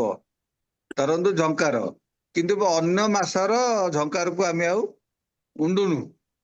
ସିଏ ଗୋଟେ କଥା, ତାକୁ ମାନେ କଣ ଟିକେ ସଲ୍ୟୁସନ ଦେବେ। ଦୁଇରେ ଇଂଲିଶ ମିଡିୟମ ସ୍କୁଲ ଆପଣ ଜାଣିଥିବେ ସେ ସବୁ ଓଡିଆ ସବୁ ଭାଷାଭାଷୀ ସବୁ ଆଉ ଓଡିଆ ଭାଷାଟାକୁ ସେମାନେ ମାରି ସାରିଲେଣି, ସେ ସବୁ ସମାଧି କରିସାରିଲେଣି। ସେଇ ମୋ ଘର ପାଖରେ ଗୋଟେ ଅଛି ଇଂଲିଶ ମିଡିୟମ ସ୍କୁଲ, ସେ ସକାଳୁ ଉଠିଲେ ସେ ଯୋଉ ବା ସେ ଇଂଲିଶ ଗୀତ ସବୁ ବାହାରୁଛି, ବା ବ୍ଲାକ୍ ସିପ୍ ଏସବୁ ଇତ୍ୟାଦି ଇତ୍ୟାଦି। ତେଣୁ ତା ପାଇଁ ଆମେ କଣ ଚିନ୍ତା ଭାବନା କରିବା। ତାପରେ ଦେଖାଯାଉଛି ଆଉ ଏ ସମ୍ବାଦ ପତ୍ର ବାଲା ବି ଆମର ଯୋଉ ପ୍ରାକ୍ଟିକାଲ ଯୋଉ ଓଡିଆ ଗ୍ରାମାର ଯୋଉ ରହିଛି ଶବ୍ଦାବଳୀ, ତାକୁ ସେମାନେ ବ୍ୟବହାର କରୁନାହାନ୍ତି। ଯେମିତିକି କଙ୍କଡା, ଅଙ୍କଟାକୁ କେହି ବ୍ୟବହାର କରୁନାହାନ୍ତି। ଯେମିତିକି ଆପଣଙ୍କର ଅନିରୁଦ୍ଧ, ସେ ଗୋଟେ କଣ ଗୋଟେ ଅଲଗା କରିକି ଲେଖି ଦଉଛନ୍ତି। ତେଣୁ ଆ ପାଇଁ ଆମେ କଣ ଗୋଟେ ଚିନ୍ତା କରିବା। ଆପଣ ତ ସବୁ, ଆମେ ତ ହଉଛୁ ଅଣସାହିତ୍ୟିକ ଲୋକ, ଆମେ ଟେକ୍ନିକାଲ ଲୋକ, ତଥାପି ମୁଁ ଆପଣଙ୍କ ସହିତ ତ ଯୋଡି ହେଇକି ରହିଛି, ଆପଣ ତ ଶୁଣେ ସବୁବେଳେ। ତେଣୁ ତା ପାଇଁ କଣ କାର୍ଯ୍ୟକ୍ରମ କରାଯିବ। ତାପରେ ଓଡିଆ ବ୍ୟାକରଣ ବହି ଗୁଡିକ ଆହୁରି ଆଦୃତ ହବା ଦରକାର। ଆଗରୁ ଯୋଉ ବ୍ୟାକରଣ ବହି ଥିଲା ତାକୁ ପୁଣି ଅନେକ ଜିନିଷରେ ଅନେକ ବ୍ୟାକରଣ ବହି ବାହାରିଲାଣି, କିନ୍ତୁ ଆମ ନଜରକୁ ଆସୁନି। ଆମ ପ୍ରବୀର ପଟ୍ଟନାୟକ ସାର୍ ଅଛନ୍ତି, ଆଜ୍ଞା ନମସ୍କାର। ମୁଁ ତାଙ୍କ ଲାଇବ୍ରେରୀକୁ ଯାଇକି ଏସବୁ ବ୍ୟାକରଣ ବହି କିଛି କିଛି ଯାଇକି ପତ୍ର ଓଲଟାଏ। ଆଉ ତେଣୁ ଆ ଉପରେ ଟିକେ ଆଲୋକପାତ କରିବେ। ମୋର ସେଇଟା ପ୍ରଶ୍ନ ନୁହେଁ, କିନ୍ତୁ ଟିକେ ଆ ଉପରେ ଟିକେ ଆଲୋକପାତ କରନ୍ତୁ। ଏଇ 2-3ଟି ପଏଣ୍ଟ କହିଲି। ଆଜ୍ଞା, ଆପଣ 4ଟି ବିଷୟ ଉଠେଇଛନ୍ତି। ସବୁ ମୁଁ ସଂକ୍ଷେପରେ କହିବି, ଅତି ସଂକ୍ଷେପରେ ଆଜ୍ଞା। କହିବି। ଗୋଟେ କଥା ଆପଣ କହିଲେ ଯେ ହଁ। ପୂଜା ସଂଖ୍ୟା ଉପରେ ଆମେ ନିର୍ଭର କରିଥାଉ ଏବଂ ଅପେକ୍ଷା କରିଥାଉ, କାହିଁକିନା ସେଠି ମାନସମ୍ପନ୍ନ ଲେଖା ପଢିବାକୁ ମିଳିବ। ଏଇଟା ସତ ନୁହଁ। କାହିଁକିନା ଆପଣ ଭାବନ୍ତୁ, ଗୋଟେ ଲେଖକ ବର୍ଷ ଯାକ ଲେଖିବ, ଧୀରେ ସୁସ୍ଥେ ଭାବି ଚିନ୍ତି ଲେଖୁଥିବ, କିନ୍ତୁ ଅକ୍ଟୋବର ମାସ ପୂର୍ବରୁ ଅର୍ଥାତ୍ ସେପ୍ଟେମ୍ବର ମାସ ଆରମ୍ଭରୁ ସବୁ ପତ୍ରିକା ସମ୍ପାଦକଙ୍କ ପକ୍ଷରୁ ଚାପ ପଡିଥାଏ ଲେଖକ ମାନଙ୍କ ଉପରେ, ଆଜ୍ଞା ଶୀଘ୍ର ପଠାନ୍ତୁ ପୂଜା ସଂଖ୍ୟା ପାଇଁ ଲେଖକ। ଯଦି ଜଣେ ବର୍ଷ ଯାକ ନୀରବ ହେଇକି ବସିଥିବ ଏବଂ ମାସକ ଭିତରେ 10ଟି ଗପ ଲେଖିବ, ଆପଣ କହିପାରିବେ ସେଇଟା ସବୁ ମାନସମ୍ପନ୍ନ ହବ ବୋଲି? ମୁଁ ତ ଆଉ ଗୋଟେ ଆପଣଙ୍କୁ ଆଶ୍ଚର୍ଯ୍ୟଜନକ କଥା କହିବି। ଆମେ ଆମେ ଗୋଟେ ବର୍ଷ ଜଣେ ଗବେଷକଙ୍କୁ ଅନୁରୋଧ କରିକି ଗୋଟିଏ ବର୍ଷର ପୂଜା ସଂଖ୍ୟା ଉପରେ ଗବେଷଣା କରିଥିଲୁ। କଣ ତାକୁ କହିଥିଲୁ ଯେ ଆପଣ ଅବଜର୍ଭ କରିକି ତାପରେ ଗୋଟେ ଆର୍ଟିକଲ ଲେଖନ୍ତୁ। ଆମେ ପାଇଲୁ ଯେତିକି ପ୍ରତିଷ୍ଠିତ ଲେଖକ ସମସ୍ତଙ୍କ ମାନେ ପାଠକ ମାନେ ଅପେକ୍ଷା କରିଥାନ୍ତି ସାଧାରଣ ଲେଖକ ନୁହେଁ, ପ୍ରତିଷ୍ଠିତ ନାଁ ଗୁଡାକ ଦେଖିବେ। ଆମ ଭିତରେ ପ୍ରତିଷ୍ଠିତ ଲେଖକ ଅଛନ୍ତି, ସତ୍ୟ ବାବୁ, ସେ ଗୋଟେ ଉଦାହରଣ ବସିଛନ୍ତି, ସତ୍ୟ ମିଶ୍ର। ସିଏ ଯଦି ଲେଖିବେ ନୂଆ ଗପ ଲେଖିବେ, ବର୍ଷରେ 2-3ଟି ଲେଖିବେ ପଛେ, ଏମିତି ମାଳ ମାଳ ଲେଖା ଲେଖନ୍ତି ନାହିଁ। ମୁଁ ଜାଣି ସିଏ ଅନନ୍ୟ। କିନ୍ତୁ ଅଧିକାଂଶ ବରିଷ୍ଠ ଲେଖକଙ୍କ ଲେଖା ପାଠକ ମାନେ ଦେଖିବାକୁ ଚାହାନ୍ତି। କଣ କରାଯିବ? ତ ଆମେ ପାଉ, ନାଁ ନେବା ଉଚିତ ହବ ନାହିଁ, ଯେତେ ପ୍ରତିଷ୍ଠିତ ଲେଖକ ସେମାନେ କଣ କରନ୍ତି, ତାଙ୍କର 20 ବର୍ଷ ତଳେ ଛପା ହେଇଥିବା କୌଣସି ଗୋଟେ ଗପକୁ କହନ୍ତି ଭାଇ ଏଇଟା ନେଇକି ଜେରକ୍ସ କରିକି ଦଉଛି, ତମ ପତ୍ରିକାରେ ଛପେଇ ଦିଅ। ପାଠକ ମାନଙ୍କ ଜାଣିବା ବାଟ ନାହିଁ ଯେ ଏଇଟା ପୂର୍ବରୁ 2-3 ଥର ବିଭିନ୍ନ ପତ୍ର ପତ୍ରିକା କିମ୍ବା କେତେ ଜଣ ତ ନିଜ ବହିରୁ ମଧ୍ୟ ଦେଇ ଦିଅନ୍ତି। କାହିଁକିନା ସପ୍ଲାଏ ହେଇପାରିବନି, ଯେମିତି ଡିମାଣ୍ଡ କରୁଛନ୍ତି ଗୋଟେ ମାସ ଭିତରେ ସବୁ ଲେଖକ ପଠେଇବେ, ଏତେ ସଂଖ୍ୟାରେ ଲେଖକ ସମ୍ପାଦକ ମାନେ ପାଇପାରିବେ ନାହିଁ। ସେଇଥିପାଇଁ ମୋ ମତ ଅଲଗା। ପୂଜା ସଂଖ୍ୟାରେ ଆମେ ଷ୍ଟାଣ୍ଡାର୍ଡ ପତ୍ରିକା ପତ୍ରିକା ନୁହଁ, ଷ୍ଟାଣ୍ଡାର୍ଡ ଲେଖା ପାଇପାରୁନୁ। ଏବଂ ଦ୍ୱିତୀୟ କଥା, ସେମାନେ ପ୍ରୁଫ୍ ରିଡିଂ କରିପାରନ୍ତିନି। ଆପଣ ପ୍ରଶ୍ନ ଭାଷାଗତ ଅଶୁଦ୍ଧି ଅଛି, ତୃତୀୟ ପ୍ରଶ୍ନଟା ସେଇଟା କହିଲା ବେଳେ କହିବି।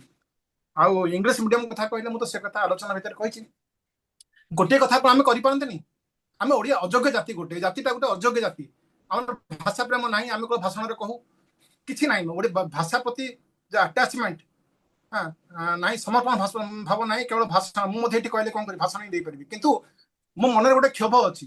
ଆଜ୍ଞା ଯଦି ଓଡିଆ ଛାତ୍ର ଯିବ ପଞ୍ଜାବରେ, ଟ୍ରାନ୍ସଫରେବଲ ଜବ କାହାର ଅଛି, ମନେ ପିଲା ଯାଇକି ପଞ୍ଜାବରେ ପଢିଲା, ସେ ବାଧ୍ୟ ଯେ ଗୋଟିଏ ବିଷୟ ଇଂରାଜୀ ମାଧ୍ୟମରେ ପଢିଲେ ସୁଦ୍ଧା ଗୋଟିଏ ବିଷୟ ଓଡିଆ ପଞ୍ଜାବୀକୁ ଗୋଟିଏ ବିଷୟ ଭାବରେ ନେଇ ପଢିବା ପାଇଁ ବାଧ୍ୟ। आम पिला माने जदि महाराष्ट्र रे अछंती बॉम्बे रे से माने मराठी की गोटे विषय नहीं कि पढ़िया को बाध्य इंग्रजी मीडियम पढ़ुतले भी आमे सेटा काहे हम राज्य रे इंप्लीमेंट करि परिबनी एवं करा होनी एटा हम सरकार का नजर से गोटे कथा जदि कर दिया से इंग्रजी रे पढ़ंतु इंग्रजी रे न पढ़िले हम पिला माने कम्पीट करि परिबनी ग्लोबल डिमांड से ठीक अछि गोटे विषय ते गोटे आम जदि गोटे माने कहंतु पंजाबी पिलाटे आसी पढुची पंजाब रो पिलाटे इंग्रजी मीडियम पढुची से गोटे ओडिया मध्ये विषय नहीं कि पढु এটা অসম্ভব নয় অন্য রাজ্য মানে করে দেখিছেন কিন্তু আমার ইচ্ছা শক্তি নাই ইচ্ছা শক্তি বিলকুল নাই আমার ভাষা প্রতি আটাচমেন্ট নাই সেটা মু কারণ আপনার ভাষাগত অশুদ্ধি কথা কইলে মু আউথরে সত্যবাবুଙ୍କ পাখକୁ ফেরি আসবি কারণ তাଙ୍କ সହିତ ମୋର ମଝିରେ କଥା ହୁଏ ଏ ଭାଷାଗତ ଅଶୁଦ୍ଧି ନେଇକି ତାଙ୍କର ଗୋଟେ ଅନୁଭବ ହେଇଥିଲା ଗୋଟେ ସମ୍ବାଦପତ୍ର ସହିତ କୋଉ ସମ୍ବାଦପତ୍ର ଛାଡ଼ନ୍ତୁ से कहले जे मु लेखारे या लिखितली କିନ୍ତୁ ବାହାରିଲା ବେଳକୁ ଆଉ ଗୋଟେ କଣ ବାହାରିଲା କେହି ଦେଖିଲେନି ପ୍ରୁଫ୍ ରିଡିଂ କରିକି ଆମେ ଯାହା ମୁଁ ବ୍ୟକ୍ତିଗତ ଭାବରେ କିଛି ପତ୍ରିକା ସମ୍ପାଦକ ଏବଂ କିଛି ପୁରୁଣା କର୍ମଚାରୀଙ୍କ ସହିତ କଥା ହେଇ ଯାହା ଦେଖିଛି ସମ୍ଭବ ନୁହେଁ ବର୍ତ୍ତମାନ ପ୍ରିଣ୍ଟ ମିଡିଆ ଓଡ଼ିଆ ଖବରକାଗଜଙ୍କ ପ୍ରସାରଣ ସଂଖ୍ୟା କମିଗଲାଣି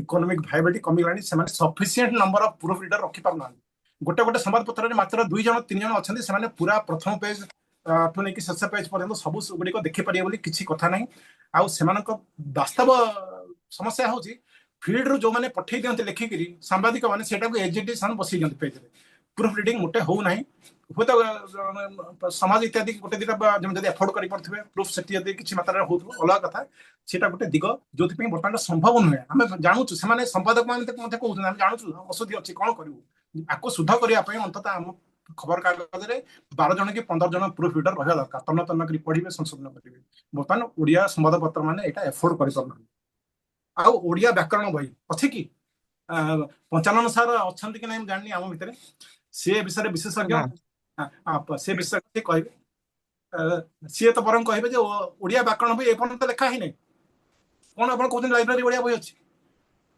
ମୌଳିକ ଓଡ଼ିଆ जोटा ओडिया भाषा आम ओडिया बोली संस्कृत व्याकरण पढ़ुची जो ओडिया व्याकरण बही आप खोलिए से संस्कृत भाषा व्याकरण से 90 भाग अच्छे जोटा ओडिया आम देश जो ओडिया कि अन्य जो तत्सम प्रभाव छाड़ी जो ओडिया तार व्याकरण तो लिखा है नहीं पर्यटन तो आउ व्याकरण बही जहाँ शह शह संख्यार शह शह नुह आप बस से कहीपर लाइब्रेरी केतोटी व्याकरण बही अच्छे 200-300 व्याकरण बही थी गोटे आरेखर कपी प्रत्येक बही आरथर कपी सब आप तुलना करूँ किसी नुआ लेखा जाऊ ना से जहाँ आम पढ़ुले से सर्वसाधारण व्याकरण स्कूल सेटा ही यथेष्ट आम आउ अधिका पढ़ार आवश्यकता नहीं व्याकरण बर्तमान व्याकरण बरं लिखार आवश्यकता अच्छी प्रकृत ओडिया यही आप प्रश्न आ भाषागत अशुद्धि विषय तो कही धन्यवाद भाषार अशुद्धि नहीं कि आमर जो टेलीविजन मीडिया सी रेस्पॉन्सिबल की कारण बेले बेले आमर जो ओडिया चैनल रे जो कैप्शन आसे तले ताकू देखिले मते भी माने निजको लज्जा लगे जे एभलिया कोन लेखा होची आज्ञा आमे को वर्गर गोटे कथा मोरे विषय कहूची आपनकर आमे को वर्गर आमे वयस्क हमको 60-70 हेलानी हमको बाधुची किंतु टार्गेट ऑडियंस किए टेलीविजन चैनल पिला माने से माने युवा ऑडियंस को टार्गेट करछि एवं सेमाने को तो खराब लागु नै सेमाने देखुछन गोटे ओडिया वाक्य भितर 3टी इंग्रजी शब्द रहउची एवं हिंदी आजकल इंग्रजी रु जतिक विपद नै हिंदी रु सतिक अछि ओडिया भाषा को एटा एक्सीडेंटल नुह जो टेलीविजन चैनल माने ओडिया कहया भितर एवं ओडिया कैप्शन लिखुछन तळे रनिंग टेक्स्ट लिखुछन ता भितर डेलिबरेटली इंग्रजी एवं हिंदी शब्द पुरौछन्ते कारण माने जानि हिंदी शब्द सहित माने जो ओडिया वर्ड गुडी को भी लिखुछन्ती सेगुडा को भी कोन विकृत भाव लिखुछन्ती हां सेटा हवा उचित नुह सेटा हवा उचित किंतु इंग्रजी शब्द गुडा जो दिया होची हिंदी शब्द इत्यादि गोटे गोटे वाक्य भितर जानि सुनि पुरा होची कने मु से कथा काहे कहि मु खुलासा माने एवला सब शब्द सब जोटा कि प्रगट कहले चलंता यदि खुलासा हला एटा आगे एक्सीडेंटल नुह आमे मथे किछि टीवी चैनल मानु पचारथरो से कहउछन्ती एभली भाषा प्रयोग कले पिला माने देखियो पिला देखे आपण आपण ताको काहे ब्लेम करू मो हाथ गोटे अभिधान अछि चलंती ओडिया अभिधान प्रकाश करछि उत्कल ओडिसा साहित्य एकेडमी एटा गोटे यार अपन तृतीय संस्करण साहित्य एकेडमी प्रकाश करछि हमर विरोध सत्वे बहुत विज्ञ आलोचक कहते यार प्रकाशन तुरंत बंद करा दरकार को बाज्याप्त करा दरकार जो एटा प्राय प्रथम संस्करण बोधे ପାଞ୍ଚ ଛଅ ବର୍ଷ ତଳେ କି 10 ବର୍ଷ ତଳେ ଛପା ହେଇଥିଲା ତାର ଏଥିରେ କଣ ହେଇଛି ଜାଣିଛନ୍ତି ନା ମନେ କରନ୍ତୁ ଏଇଟା ଗୋଟେ ବଡ ଏଇଟା ଅଭିଧାନ ଓଡିଆର 867 ପୃଷ୍ଠାର ଅଭିଧାନ ଏଇଠି ଯେତିକି ଶବ୍ଦ ଅଛି ତା ଭିତରୁ ମାତ୍ର 50% ହଉଛି ଓଡିଆ ଶବ୍ଦ 30% ଇଂରାଜୀ ଶବ୍ଦ ମାନେ କନଫରେନ୍ସ ଓଡିଆ ଶବ୍ଦ ଏଠି ଦେଖାଯାଇଛି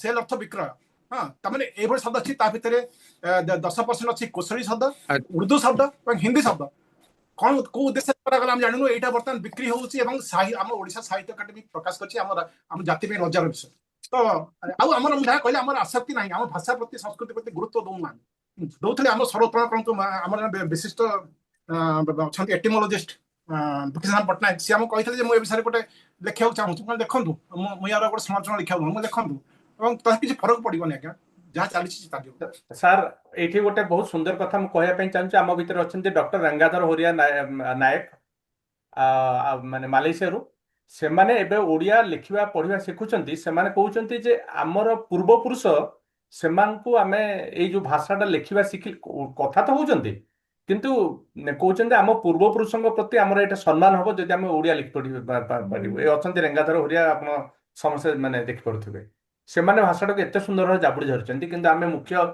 ମାନେ ମେନଲ୍ୟାଣ୍ଡ ଇଣ୍ଡିଆ ବୋଲି ଯୋଉଟା ଆମେ କହିବା ମେନଲ୍ୟାଣ୍ଡ ଓଡିଶା ଧୀରେ ଧୀରେ ଏଗୁଡା ହଉଛି ଇଂଲିଶ ମିଡିୟମ ସ୍କୁଲ ଆଉ ଆମର ବିଚାରଧାରା ଆଉ ବାହାରର ୱେଷ୍ଟର୍ଣ୍ଣ ସୋସାଇଟିର ଇନଫ୍ଲୁଏନ୍ସ ଏଗୁଡା ସବୁ ଯୋଗୁ ବି ଆମେ କମି ଯାଉଛି ମାଲେସିଆର ଗୋଟେ ସ୍କୁଲରେ ଓଡିଆ ଭାଷାରେ ଗୋଟେ ପିଲାକୁ ତାର ଟିଚର ମାନେ କହିଲେ ଯେ ତୁ ଘରେ ଓଡିଆରେ କଥା ହବୁ ନାହିଁ ସେଟା ହଉଛି ତାମିଲ ମିଡିୟମ ସ୍କୁଲ ତ ତା ବାପା ଯାଇକି ଲଢେଇ ମାନେ କଲା ସ୍କୁଲରେ ଯେ ତମେ କଣ ଦରକାର ମୋ ପୁଅକୁ ଘରେ ସେ ତାମିଲରେ କଥା ହେବା ପାଇଁ ତ ଶିଖିବା ପାଇଁ ତମେ କିଏ ନା ଆପଣ ତ ମାଲେସିଆ କଥା କହିଲେ ଆମ ଖୋଦ ଓଡିଶା ଭିତରେ ଇଂରାଜୀ ମିଡିୟମ ବିଦ୍ୟାଳୟରେ ପିଲାମାନଙ୍କୁ ଫାଇନ କରାହଉଛି ଓଡିଆ କହିଲେ ଏଇଟା କଣ ପାଇଁ ଲଜ୍ଜାଜନକ ନୁହେଁ ଆମ ରାଜ୍ୟରେ ନିଜେ ଆପଣ ଛାଡନ୍ତୁ ବାହାରେ କଣ ଭଲ କାମ ହଉଛି ବର୍ତ୍ତମାନ ଆମ ପ୍ରବାସୀ ଓଡିଆ ମାନେ ଯେମିତି ରଙ୍ଗାଧର ବାବୁ କରୁଛନ୍ତି ପ୍ରବାସୀ ଓଡିଆ ମାନେ ହିଁ ବଞ୍ଚେଇବେ ଓଡିଆ ଭାଷା ସଂସ୍କୃତି ସମୟ ଆସୁଛି ଆମେ ଏଠି ମାରି ଦେଇ ସାରିଲୁ ଅର୍ଦ୍ଧନୃତ ହେଇସାରିଲାଣି ଭୁବନେଶ୍ୱରରେ ଦେଖନ୍ତୁ ବାପା ମା ମାନେ ପିଲାଙ୍କ ସହିତ ହିନ୍ଦୀରେ କଥା ହଉଛନ୍ତି ଘର ଭିତରେ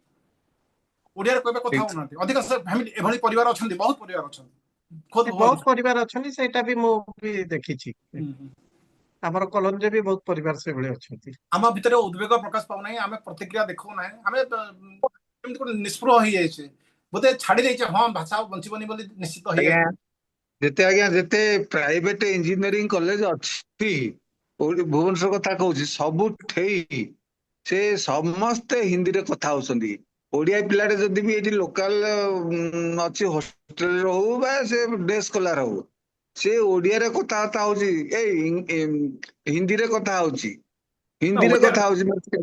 ଏହାର କାରଣ ହେଲା ଓଡିଆ ଭାଷାରେ କଥା ହବାଟା ଗୌରବର ବିଷୟ ନୁହଁ ଆମେ ପିଲାଦିନୁ ଶୁଣୁଛୁ ଗୋଟେ ଆଖ୍ୟାୟିକା ଯେ ଟ୍ରେନ ଯେତେବେଳେ ଯାଏ ବାଲେଶ୍ୱର କ୍ରସ କରିଯାଏ ସେଇ ଟ୍ରେନ ଭିତରେ ଥିବା ଓଡିଆ ଲୋକମାନେ ପରସ୍ପର ଭିତରେ ହିନ୍ଦୀରେ କଥା ହେବା ଆରମ୍ଭ କରନ୍ତି ତ ଏଇଟା ୟାର ଗୋଟେ ସଂଯୁକ୍ତ କାରଣ ଅଛି କାରଣ ଆପଣ ଓଡିଆ ଭାବରେ ପରିଚିତ ହେଲେ ଆପଣଙ୍କୁ ବହୁତ ଗୋଟେ ଆପଣଙ୍କ ଛବି ଖରାପ ହେଲା ଭଳିଆ ଲାଗେ ଆପଣଙ୍କୁ ଯେ କାହିଁକି ନା ଗୋଟେ ଲୋକ ଯଦି ପଞ୍ଜାବୀଟା ଆସିକି ଆମ ସାମନେ ଠିଆ ହୁଏ ଆମର ଗୋଟେ ଇମେଜ ତାର ଇମେଜ ଗୋଟେ ହାଇ ଲେଭେଲକୁ ଚାଲିଯାଏ ସେ ଗୋଟେ କର୍ମଠ ଲୋକ ହେଇଥିବ ଅତି ସିନସିୟର ଲୋକ ହେଇଥିବ ଠକିବନି ଏଇଭଳିଆ ଜିନିଷ ଥାଏ କିନ୍ତୁ ଯଦି ଜଣେ ମୁଁ ତ ବାହାରେ ଓଡିଶା ବାହାରେ ବହୁତ କଟିଛି କାହିଁକି ମାନେ ବଡ ଓଡିଆରେ କଥା ହେଲେ ଚୁପଚାପ କଥା ହୁଅନ୍ତି ପରସ୍ପର ଭିତରେ ଯେମିତି କେହି ଶୁଣିବେନି ଅଣ ଓଡିଆ ଲୋକଟେ ଶୁଣିବନି କାରଣ ଶୁଣିଲେ ସେ ଭାବିବେ ଏଇଟା ଓଡିଆଟା ଏଇଟା ବୋଧେ ଏଇ ଷ୍ଟାଣ୍ଡାର୍ଡର ହେଇଥିବ ଏଇ ଯୋଉ ଛବି ଅଛି ଆମର ଓଡିଆରେ ସେଇଥିପାଇଁ ବୋଧହୁଏ ସେମାନେ ବ୍ୟବହାର କରନ୍ତି କଥା ହେବାକୁ ଓଡିଆରେ ପବ୍ଲିକଲି ଏଇଟା ଲଜ୍ଜାର ବିଷୟ ମୁଁ କହୁଛି ଆଚ୍ଛା ଆମେ ଟିକେ ରଙ୍ଗାଧର ଭାଇଙ୍କୁ ଶୁଣିବା ତାପରେ ପ୍ରବୀର ସାର୍ଙ୍କଠୁ ଶୁଣିବା ରଙ୍ଗାଧର ଭାଇ ଆପଣ କିଛି କହିବା ପାଇଁ ଚାହିଁବେ ଅନମ୍ୟୁଟ କରନ୍ତୁ କୁହନ୍ତୁ ଆପଣ ବୁଝିପାରୁଛନ୍ତି ଆମର ଯାହା ଆଜି ଆଲୋଚନା ହେଲା ବୁଝିଛି ନମସ୍କାର ସମସ୍ତଙ୍କୁ ନମସ୍କାର Nihar, thank you very much for sharing. It's a wonderful discussion. In fact, my first job was working in a newspaper, in a Tamil newspaper. That paper is still existing, but on online now. So, ଓଡ଼ିଆରେ କହିପାରିବେ ଓଡ଼ିଆରେ କହିବି ମୋର ପ୍ରଥମ କାମଟା ହେଲା ମୋର ଜବଟା ହେଲା ଗୋଟେ ନ୍ୟୁଜପେପର କମ୍ପାନୀରେ ଇଭିନିଂରେ a newspaper company say address I used to write address mane likhiwata likhiki post kariwata throughout Malaysia so say पत्रिका रे जेतबे काम कली से पत्रिका कंपनी रे आसी कि सब इंग्लिश चाइनीज मेले न्यूज़पेपर सब आइबो सो मते गुटे अपॉर्चुनिटी हला न्यूज़पेपर पढिबा को से समय रे ब्रिटिश काउंसिल रे आसी कि मोर गुटे प्रोग्राम टा मु पढुची सिथे सो एबे न्यूज़पेपर कथा तमे जो कथाबार्ता होच मते सब बुझुची कोपरी न्यूज़पेपर आज मार्केट वैल्यू आउ नाही हेले all going on digital so I understand J not 100% 50% बुझुची हमर भाषा सिना हम निजर मातृभाषा रे एठे कहबा कोन गुटे खुशी होइले हमर मलेशिया रे गुटे 130 इयर्स हला हमें ए राज्य को आसी के हमर ग्रैंड पेरेंट्स आइथिले हमर भाषाटा हम रक्षा करछ हम मातृभाषा रक्षा करछ मु जेतबे छोट होइथिली मो बयस जेतबे को 6-7 हबो से टाइम रे हम उड़िया पाठ पढिछ हम गुटे गार थिलो प्लांटेशन रे सो डेली पढिबो हमें सो से सेतरे आफ्टर दैट आ पढिबा को अपॉर्चुनिटी मिला नै कारण बोले हमर मलेशिया रा कि आमती इंग्लिश अछि मलय लैंग्वेज अछि तमिल लैंग्वेज अछि चाइनीज लैंग्वेज अछि सो चारटा पांचटा लैंग्वेज ऑफिशियल लैंग्वेज आसी कि इंग्लिश हमर टाइम रे पछिको तमिल अछि आ दूसरा लैंग्वेज एबे एबे आमे जो कथाबार्ता होचो कोपरी भाषाटा आसी रक्षा करिवार अछि बोली कि आमति की दूसरा बाट नै there is no other choice so we have to maintain our language टा आमर मातृभाषाटा आमे रक्षा कलो आज पर्यंत जे पाठटा रहिला नै ए रिटन ओडिया रहिला नै भाषाटा रहिला सो से भाषाटा आसी कि गुटे नॉट अ प्रॉपर भाषा आमे एबे आमे कहचो ए आमर लेखन भाषा नै आमे सुनिवा भाषाटा गूगल रे आमे सुनिबाटा जे उपा जेमा कथाबार्ता हबार सो सेटा आमे रक्षा करछो सो जेते बेल को हमर जति एटा गुटे अपॉर्चुनिटी आइला हम ओडिया पाठ पढिबा को ऑनलाइन रे आमति की गुटे भलो गुटे गुटे रास्ताटा मिली गला सो आमे आउथरे आरंभ करके जेते बेल सामने पिला मन कर आमे पढिछो से अक्षर गुरा हम देखिछो एतल कोइली जो ए पुस्तक गुरा एगरा पछको हमर सुनील भाई काम के पठै देले हम पाखरे पूर्ण पुस्तक गुरा अछि 100 वर्ष पुस्तक गुरा अछि हम सुनील भाई पाखरे अछि maybe later he can show the books so सेठे पुराण मने हमर मां बापा अंका आसी पुराण चांट करिवे आमति की जेतबे को भाषा सिखे देबे ताका आसी की भाषाटा आसी की एबे जे हम जे कोडम कहउछो ताका गीत मुसर कहिवे एबे गुटे गुटे एग्जांपल को आसी की क ख ग घ ओ बोली कहिवा हम माटा कोन कहबो कमल लोचन श्री हरि करेन शंख चक्रधारी खगवासन खगपति घटती लक्ष्मी सरस्वती एटा मते 69 70 हे आइलानी सो 5-6 इयर्स रे पढिबाटा 65 इयर्स रे पढिबाटा मते हेतु पढुची जेतबेल काम रे ऑनलाइन आसिला भाषारा पढिला सो भाषाटा रहिबो भाषाटा हमरो काळ काळते करिबो कारण बे एटा लैंग्वेज आसी कि बिब्लिकल लैंग्वेज कोपरी आरंभ हला रहिबो जे एबे जो हमें जे सिकुचो एबे जो स्क्रिप्ट लिखुचो एटा जदी हमें आरंभ करिवा हमरो देशरे नो प्रॉब्लम हमर राज्य मन करे हम तो लैंग्वेज अछि नेशनल लैंग्वेज अछि एबो मोरो पिला मन सब चाइनीज लैंग्वेज पढिले ता गुड अपॉर्चुनिटी मिला सो चाइनीज स्कूल पढि के सब चाइनीज 100% चाइनीज स्कूल गले पछतरे हम ओडिया भाषा कथा कले पछि तमिल भाषा कहिकले मलय भाषा is compulsory you must study Malay in Malaysia then Tamil आसी की second choice is all Odisha people they study Tamil language so से परी हमर मंच कारण चालुची सो दूसरा दिन दूसरा विषय कथाबार्ता हवा एबे जे पुस्तक माने कइलो ए देखो एबे मलेशिया रासी जेतेबेल को हमर तागरटा आइथिले तागर मलेशिया को विजिट करिया को गुटे 4-5 दिन गुटे दिन के गुटे स्टोरी लिखिले प्रथम दिन कोन हला द्वितीय दिन रे कोन हला तृतीय दिन रे कोन हला बोली कि साकासी गुटे बुकटा लिखि पकेले इमती बुक गुरा हम पढि लेवल को आमती आसी कि से क्लोजनेस रहिला सो आजिर कारण डे आसी कि सब डिजिटल जाउची सो डिजिटल राम पढुचो एतिया सो समझ कि नमस्कार thank you very much Praveer Kumar opportunity Praveer Kumar sir भाषा को नमस्ते बचाइବାକୁ ରକ୍ଷା କଲେ ଆମର ପ୍ୟାରେଣ୍ଟସ ହିସାବରେ ବାପା ମା ହିସାବରେ ଆମର ବହୁତ ରୋଲ ଅଛି ଆମେ ଯଦି ଘରେ କଥା ହେବାନି ଆମେ ଯଦି ନିଜେ ଗର୍ବ କରିବାନି ଆମେ ପିଲାମାନଙ୍କୁ କଣ ଶିଖେଇବା ହଉ प्र- ଶୁଣିଲ ଆପଣ प्रवीर ପ୍ରବୀର सर ପଟ୍ଟନାୟକ प्रवीर सर नमस्कार ସାର୍ ଅନମ୍ୟୁଟ୍ କରନ୍ତୁ କୁହନ୍ତୁ। ପୂର୍ବରୁ ଅନମ୍ୟୁଟ୍ କରିଦିଅନ୍ତୁ, ଶୁଭୁନି।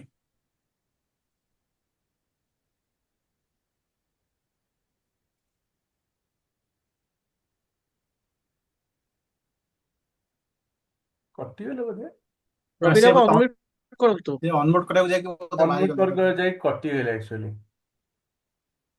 ଓହୋ। ଆମେ ଇନ୍ଦ୍ରମଣି ସାର୍ଙ୍କୁ ଅନୁରୋଧ କରିବା କିଛି କହିବା। ହଁ ସାର୍ଙ୍କର କେହି ପେସେଣ୍ଟ ପଳେଇ ଆସିଲେ ସେ ଭିତରେ ବ୍ୟସ୍ତ ହେଇଗଲେ। ଇନ୍ଦ୍ରମଣି ଜେନା ସାର୍ ହଁ ପ୍ରବେଶ ସାର୍ ଜଏନ୍ କରୁଛନ୍ତି। ନମସ୍କାର। ମୁଁ ଏ ବିଷୟରେ ଶୁଣିଲି ଆଉ ମୁଁ ନିହାର ଶତପଥୀ ଯାହା ସବୁ କହିଲେ ମତେ ଦୁଃଖ ଲାଗୁଛି ଏ ବିଷୟ ଶୁଣିକି। କାହିଁକି ନା ସାର୍ ଯେତେବେଳେ ପ୍ରଥମ ଦିନ ଆସିଲେ ମୁଁ କହିଲି ସାର୍ ସେ ISSN ନମ୍ବର ମୁଁ ଗୋଟେ ନେବି, ମୋ ମ୍ୟାଗାଜିନ୍ ଗୋଟେ ଅଛି, ଆଉ ଟିକେ ମତେ କୁହନ୍ତୁ ଆପଣ କେମିତି ନେଲେ ସୋ ଡିଫିକଲ୍ଟ ଥିଙ୍ଗ। ସେ ମତେ ଯାହା ବତେଇଲେ ମୁଁ ଦେଖିଲି ଯେ କାହିଁକି ନା କେତେ ଜଣ ଲୋକଙ୍କୁ ମୁଁ ମାଗେ ଗୋଟେ ଗୋଟେ ଆର୍ଟିକଲ ଦିଅନ୍ତୁ, ବିଜୟିନୀ ଗୋଟେ ଆର୍ଟିକଲ ବର୍ଷିକିଆ ମୁଁ ମୋର ବହିଟେ ଛାପୁଛି। ସେ ମ୍ୟାଗାଜିନ୍ ଟା ଯାହା ହେଲେ ବି ଏଇଟା ସେ ମ୍ୟାଗାଜିନ୍ ଗୋଟେ ମ୍ୟାଗାଜିନ୍, ତେଣୁ ଯିଏ ଦେଲେ ସିଏ କହିଲେ ଆଜ୍ଞା ଆପଣ ଯଦି ISSN ଆଣିବେ ଆମେ ଦେଇଦେବୁ ଲେଖା। କାହିଁକିନା କେତେ ଲୋକ ଅଛନ୍ତି PhD କରୁଛନ୍ତି, ତାଙ୍କ ସ୍କଲାର କରୁଛନ୍ତି। ମୁଁ ଦେଖିଲି ଏଇଟା ପହଞ୍ଚି ପାରିବିନି, ମୁଁ ଅନରିଚେବୁଲ ଅନ୍ ମାଇ ପାର୍ଟ। ଆଉ ତେଣୁ ମୁଁ ଜାଣିଛି ଯେ ଏ ଭାଷାରେ କଣ ଘଟୁଛି, ଏ ଭାଷାରେ ଯାହାଟା ଘଟୁଛି, ଯଦି ଘଣ୍ଟା ଘଣ୍ଟା ହୁଏ ବହି, ସେକେଣ୍ଡ ଘଣ୍ଟା ହଉଛି ପତ୍ରିକା, ନିଶ୍ଚୟ ଆଫେକ୍ଟେଡ ହବ, ମୋଷ୍ଟ ଆଫେକ୍ଟେଡ ହବ। ମୁଁ ଯୋଉ ବହିଟି ଛାପୁଛି ତା ବିଷୟରେ ଆପଣଙ୍କୁ ଦିପଦ କହିବି। ସେ ବହିଟି ମୁଁ ଛାପେ, ମୋର ₹1,00,000 ଖର୍ଚ୍ଚ ହୁଏ। ବିଜୟିନୀ 60-70 ଜଣ ଲୋକ ଲେଖନ୍ତି, ଗୋଟିଏ ପ୍ରସଙ୍ଗ ଉପରେ ଲେଖନ୍ତି। ଦି କଷ୍ଟ involved for book is not less than ₹300। Best ପେପରରେ ହବ, ବେଷ୍ଟ ଫଟୋ ଗୋଟେ ପ୍ରସଙ୍ଗ ଉପରେ ହବ। ଆମେ ଆଜି ପର୍ଯ୍ୟନ୍ତ 12ଟା ପ୍ରସଙ୍ଗରେ କରିଛୁ।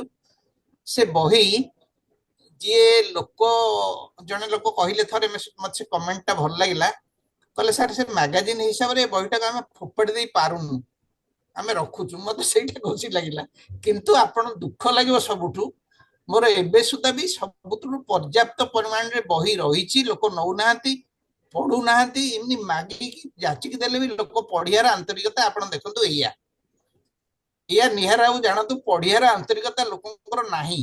ମତେ ଲାଗେ ଆମ ଓଡିଆ ଜାତିର ଯେତେବେଳେ education, percolation of education, spirit of education, concentration of education ଆସିନି ଏପର୍ଯ୍ୟନ୍ତ, ସେତିକି ବେଳେ ମିଡିଆ ଫିଡିଆ ସବୁ ଚେଞ୍ଜ ହେଇକି ଭାନିଶ କରିବାକୁ ଯାଉଛି। ଆମ ଲୋକମାନଙ୍କର ପଢିବାର ଆନ୍ତରିକତା ନାହିଁ। ଯଦି ଜଣେ ଲୋକ ଜାଣିଲା ଯେ ଆମେ କିଛି ଲେଖୁଛୁ, ମତେ ଗୋଟେ ଲୋକ, ବହୁତ ଲୋକ ଆସି ପଚାରନ୍ତି ଆପଣ ଆଜ୍ଞା ଡାକ୍ତର ହେଇ ଆପଣ କେତେବେଳେ ଟାଇମ ପାଉଛନ୍ତି ଲେଖିବାକୁ? ମୁଁ କାହିଁ ସକାରାତ୍ମକ କୋଶ୍ଚିନ୍ ନା ନକାରାତ୍ମକ ଶୋଧେ ଆଜ୍ଞା? ଗୋଟେ ଲୋକ ମତେ ଡିସ୍କରେଜ କରିବ ମୁଁ କାହିଁ ଲେଖୁଛି ବୋଲି। ପଢିବାକୁ ଆମର ଲୋକମାନେ ନେବେ, ପାଠ ପଢିବେନି ସେମାନେ ବହିଟା, କିନ୍ତୁ ଗୋଟେ କମେଣ୍ଟ କଣ ଗୋଟେ ଉପରୁ କରିଦେବେ, ଗୋଟେ ଫଟୋ ଉପରେ କି ଲେଖା ଉପରେ କି ବହିର ନାଁ ଉପରେ। ଆମର ଲୋକମାନେ ବଡ ବଡ ଲୋକ, ଅଥର ସବୁ, ସିଏ ଅନ୍ୟ ଗୋଟେ ବହି ତାଙ୍କୁ ଦେଲେ ବି ସେମାନେ ପଢିବେନି। ଆଉ what two speak of readers, ଏଇ ଗୋଟେ ଜିନିଷ। ଆଚ୍ଛା, ମୋ ବହି ଗୁଡାକ ମୁଁ ଡାକ୍ତର ହିସାବରେ କିଏ କହେ ଆଜ୍ଞା ଟିକେ ମେଡିସିନିଆ ବାସ୍ନା ହଉଛି, ବୁଝିଲେ କି? କିନ୍ତୁ ଏବେ ଆଉ କହୁନାହାନ୍ତି, କିନ୍ତୁ ଏମିତି ହୁଏ। ଆଉ ମୋର ଏଇ ବିଜୟିନୀ ମ୍ୟାଗାଜିନରେ I spent ₹1,00,000, it is free, not a single book has been sold. ତଥାପି ମୋ ପାଖରେ ଶହ ଶହ ବହି ଗଦା ହେଇଛି, ଲୋକ ନଉନାହାନ୍ତି। This is the status. ଆଉ ଆମର ଡାକ୍ତର ମାନଙ୍କ ଭିତରେ ମୁଁ କହିବାକୁ ଚାହେଁ, ମୁଁ ଟେକ୍ନିକାଲ ଲୋକ, ମୁଁ କାହାକୁ ଗୋଟେ ବହି କିମ୍ବା ଜର୍ନାଲ ପଢିବାର ଦେଖେ ନାହିଁ।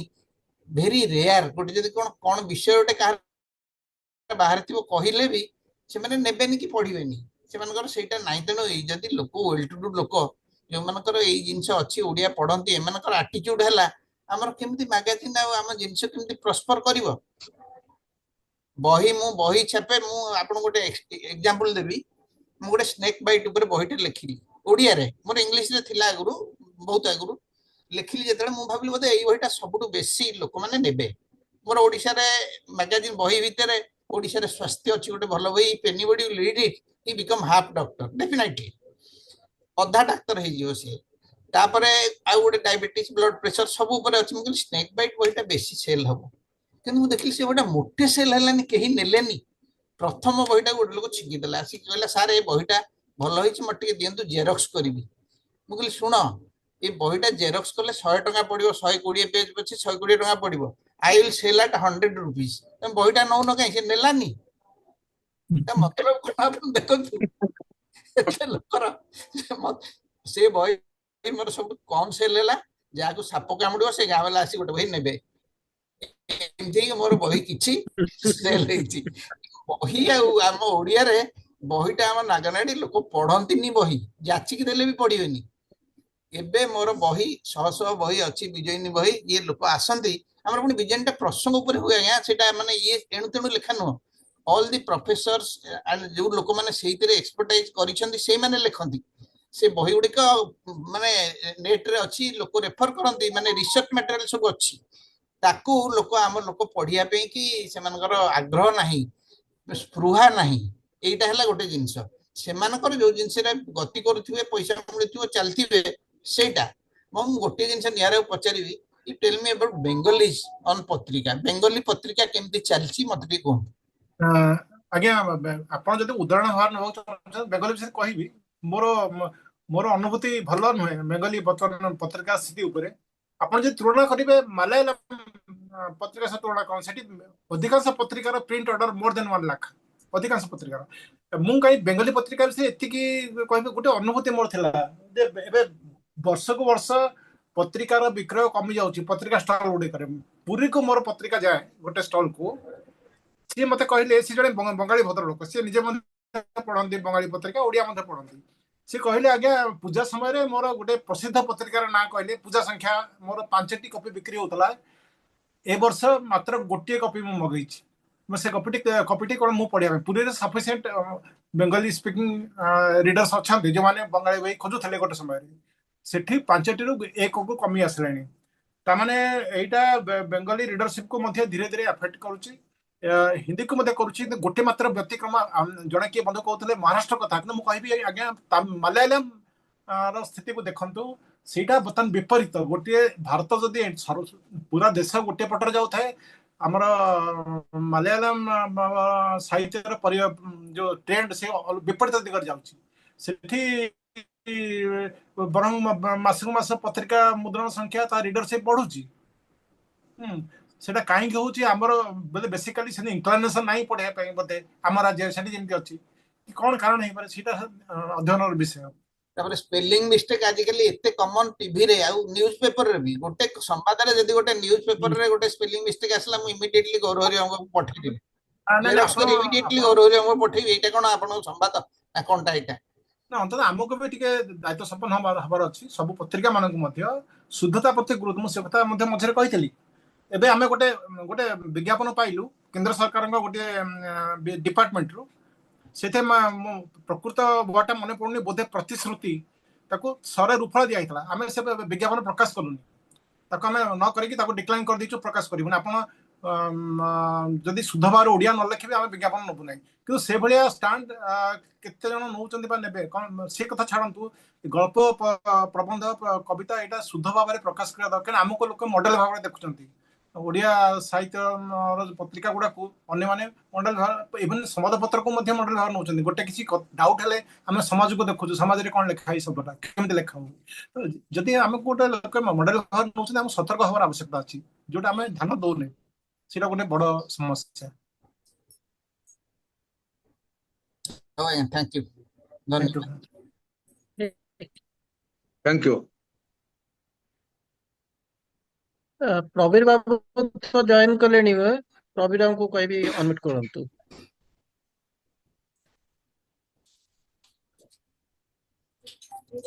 शुभुची में जहाँ कहले हां सुबुची वीडियो वीडियोटा कौन करंतो पकड़ो कली कली मत तो जाना नहीं प्रोब्लेम होची सैया मु भी सेत्र गोटे दीटा को देखिबे केते राती 10टा को एटा माटी 3 पर देखिबे स्कूल छाड़ी हां हला वीडियो हला हां हला सुबुची आपण कोंतु आज्ञा आज्ञा आज्ञा ओके अपना एटा तो बहुत प्रसंग आम आलोचना कले निहार मु को निर्दिष्ट प्रसंग रे करी कहतु मते कहना मु आपण बहुत पत्र पत्रिका ମୋ ପିଲା ବେଳୁ ଦେଖି ଆସୁଛି ଏବଂ ସାଇତିକି ରଖୁଥିଲି। ମୁଁ ଦେଖିଛି, ଜାଣିଛି ଭଲ କରି କେମିତି ତାଙ୍କର ମୃତ୍ୟୁ ହେଇଛି, ଆଉ ଯୋଉମାନେ କରୁଥିଲେ ତାକୁ କେମିତି ସଂଘର୍ଷ କରିକିରି କେହି କୌଣସି ପତ୍ରିକା ନଥିଲା ପୂର୍ବରୁ ଯିଏ ଲାଭରେ କରୁଥିଲେ। ଯୋଉମାନେ ସବୁ କରୁଥିଲେ ମୁଁ ବ୍ୟକ୍ତିଗତ ଭାବରେ ସମସ୍ତଙ୍କୁ ଜାଣିଛି କେମିତି ସଂଘର୍ଷ କରିକି ତାକୁ ବଞ୍ଚେଇ ରଖୁଥିଲେ ଆଉ କେମିତି ପତ୍ର ପତ୍ରିକା ଗୁଡିକର ମୃତ୍ୟୁ ହେଇଛି ମଧ୍ୟ। ମୁଁ 93 ପର୍ଯ୍ୟନ୍ତ ଆମ ଲାଇବ୍ରେରୀ ବୁଝୁଥିଲି, ସେତେବେଳେ ପର୍ଯ୍ୟନ୍ତ ଆମର 2500 ପ୍ରକାରର ଓଡିଆ ପତ୍ର ପତ୍ରିକା ସେଟ୍ ଫେଟ୍ ହେଇକି ଯେତିକି ଯାହା ଆମ ଗାଁରେ ବାପାଙ୍କର ମୁଖ୍ୟ କଲେକ୍ସନ ହଉଛି ପତ୍ର ପତ୍ରିକା, ବହି ନୁହେଁ ଏତେ, କାହିଁକିନା ସେଗୁଡାକ ଦୁର୍ଲଭ ଜିନିଷ। ସିଏ ଆପଣ ଆଜି ଏଇ ମାସର ପତ୍ରିକା କାହା ଘରେ ଆର ମାସକୁ ନଥିବ, ଯେମିତି ଖବର କାଗଜ କାଲିକି ବି ନଥିବ ଘରେ। ସେଗୁଡାକ ଆପଣ ତାର ବହୁତ ଗବେଷଣାତ୍ମକ ମୂଲ୍ୟ, ଆଉ ବହୁତ ଗବେଷକ ଯାଆନ୍ତି ଆମ ଗାଁ ଲାଇବ୍ରେରୀ କେବଳ ଏଇ ପତ୍ର ପତ୍ରିକା ପାଇଁ। ଆଉ ମୋର ପୁରା ମୁଁ ପ୍ରତ୍ୟକ୍ଷ ଭାବରେ ସବୁ ପ୍ରତିଷ୍ଠିତ ଯୋଉ ପତ୍ର ପତ୍ରିକାଙ୍କର ମୃତ୍ୟୁ ହେଇଛି ମୁଁ ଭଲକରି ଜାଣିଛି, ସେ କେମିତି ତାକୁ ଚଳଉଥିଲେ ଆଉ କେମିତି ତାର ମୃତ୍ୟୁ ହେଇଛି।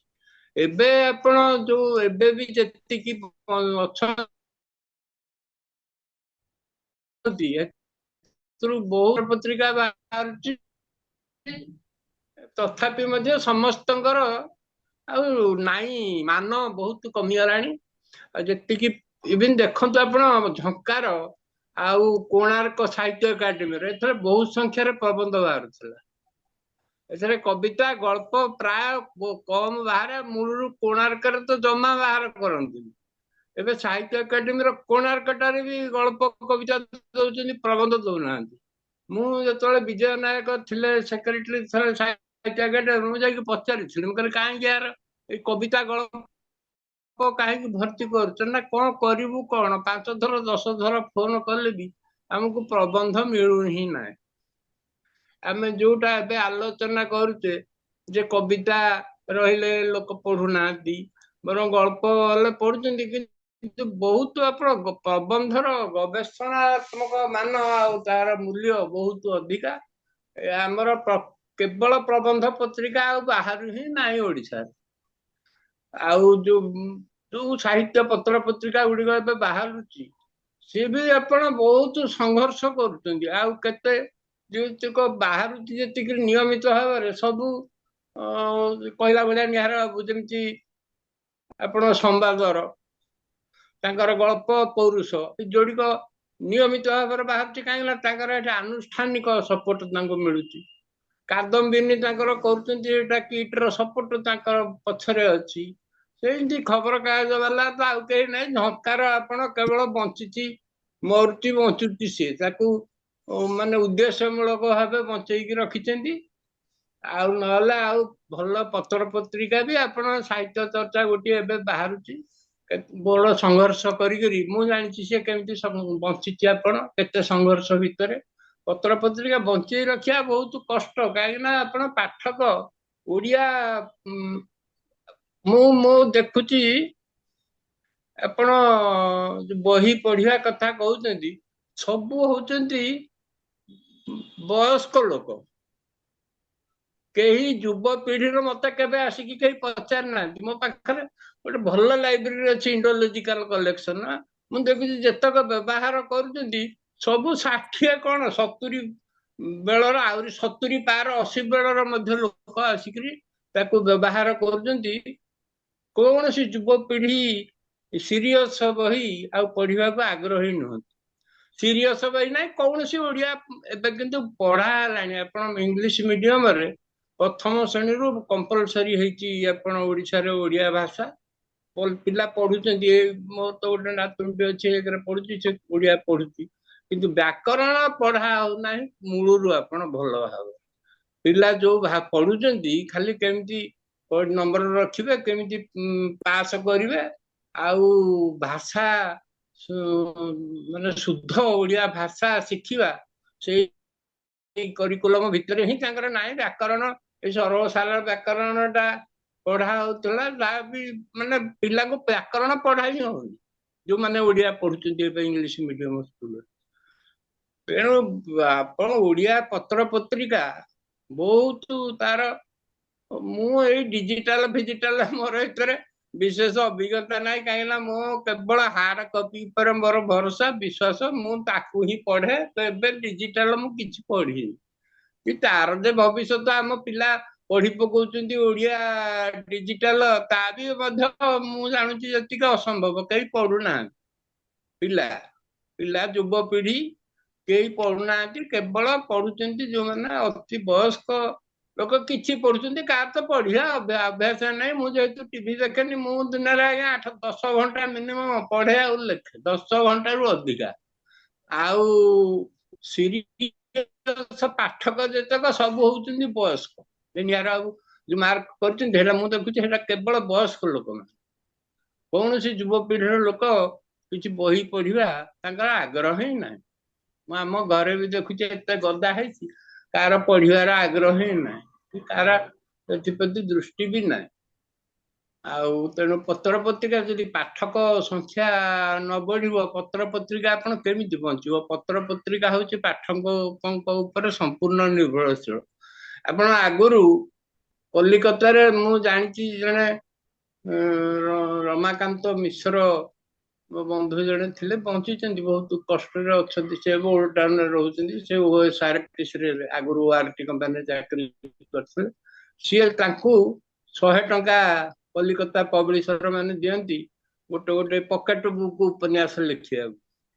କାହିଁକି ନା ଯୋଉ ଓଡିଆ ମାନେ ସେଠି ଝୋଟକଳ ବହୁତ ଚାକିରି କରୁଥିଲେ କଲିକତାରେ, ତାଙ୍କୁ ସବୁ ପକେଟ ବୁକ୍ସ ଦରକାର ବହୁ ସଂଖ୍ୟାରେ ସେଇଠି।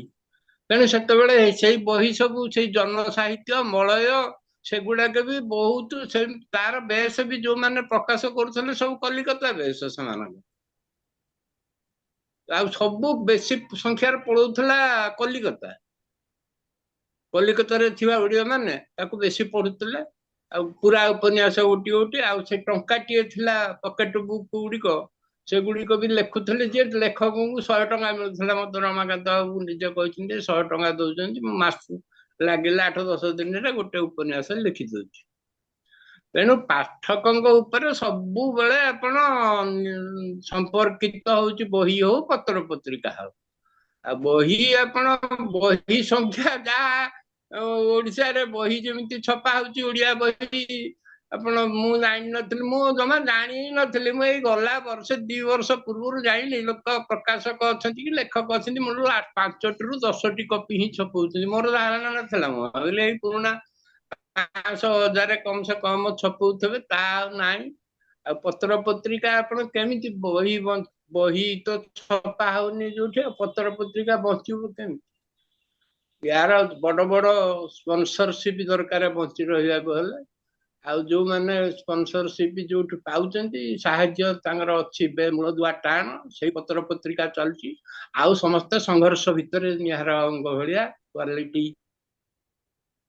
ମାନର ଉଚ୍ଚ ମାନର ପତ୍ରିକା ଯୋଉମାନେ କରୁଛନ୍ତି, ସମସ୍ତେ ସଂଘର୍ଷ ଭିତରେ କରୁଛନ୍ତି। କେହି ହେଲେ ମାନେ କରିପାରୁନାହାନ୍ତି ଆଉ ଠିକରେ ପତ୍ର ପତ୍ରିକା।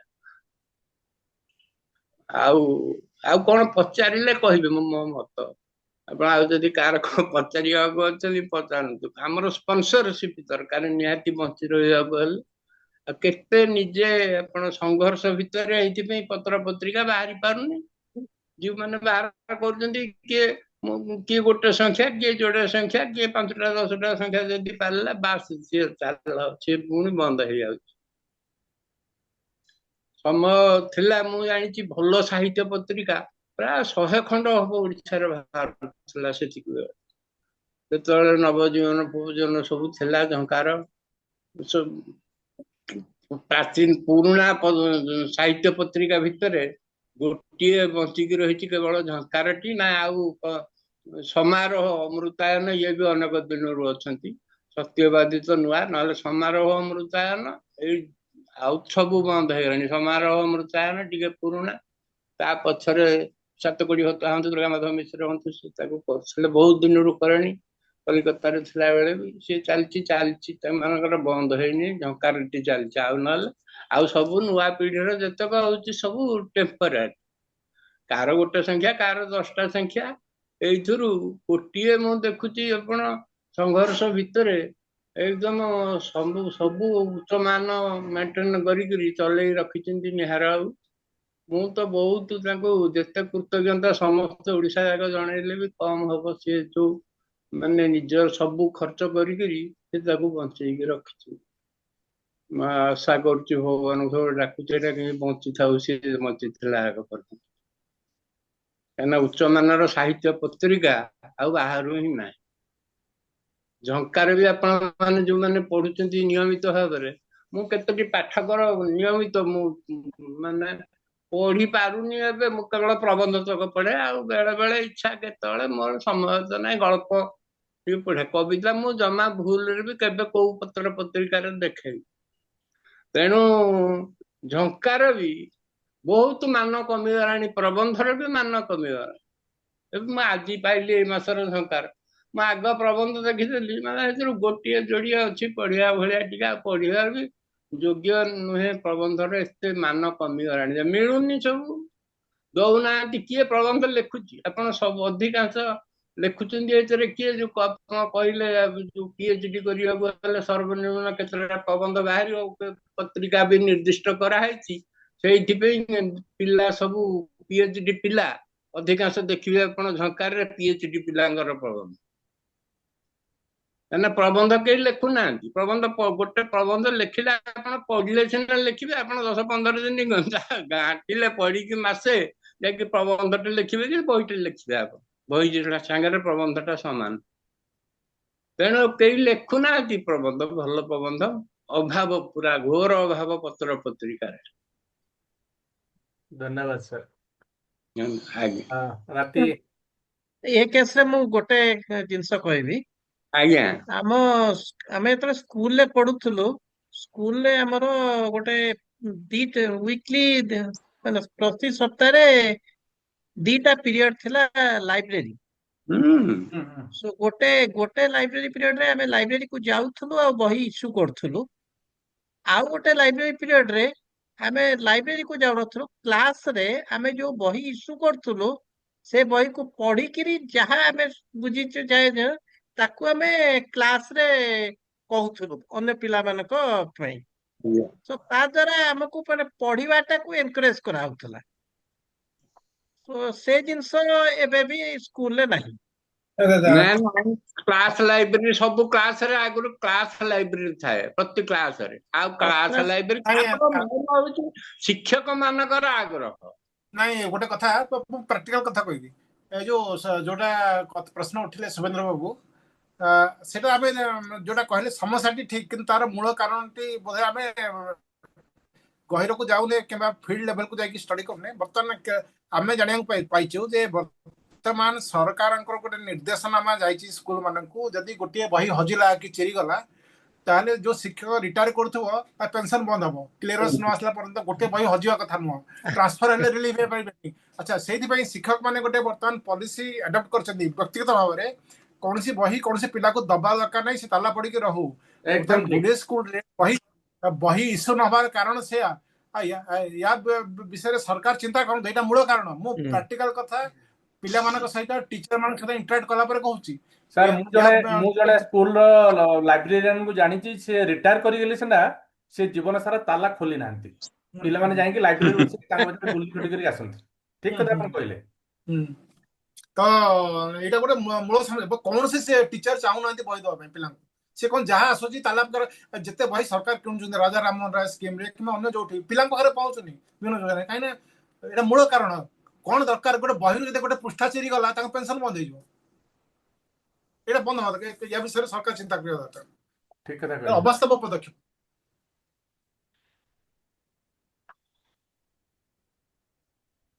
ତେବେ ସାର୍ 9ଟା ବାଜିଗଲା, ଆମେ ରହିବା ତାହେଲେ। ଯଦି ଶେଷ ମୁହୂର୍ତ୍ତରେ ଆଉ କାହାର କିଛି କହିବାର ଅଛି ତାହେଲେ ଆମେ ଶେଷ କମେଣ୍ଟ ଶୁଣିବା ଆଉ ତାପରେ ବନ୍ଦ କରିବା।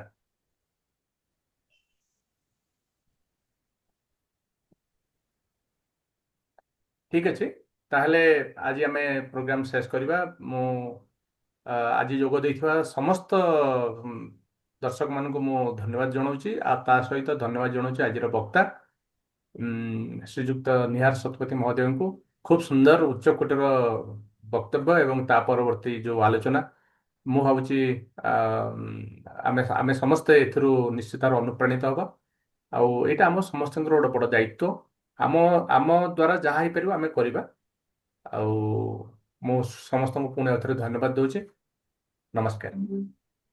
ନମସ୍କାର।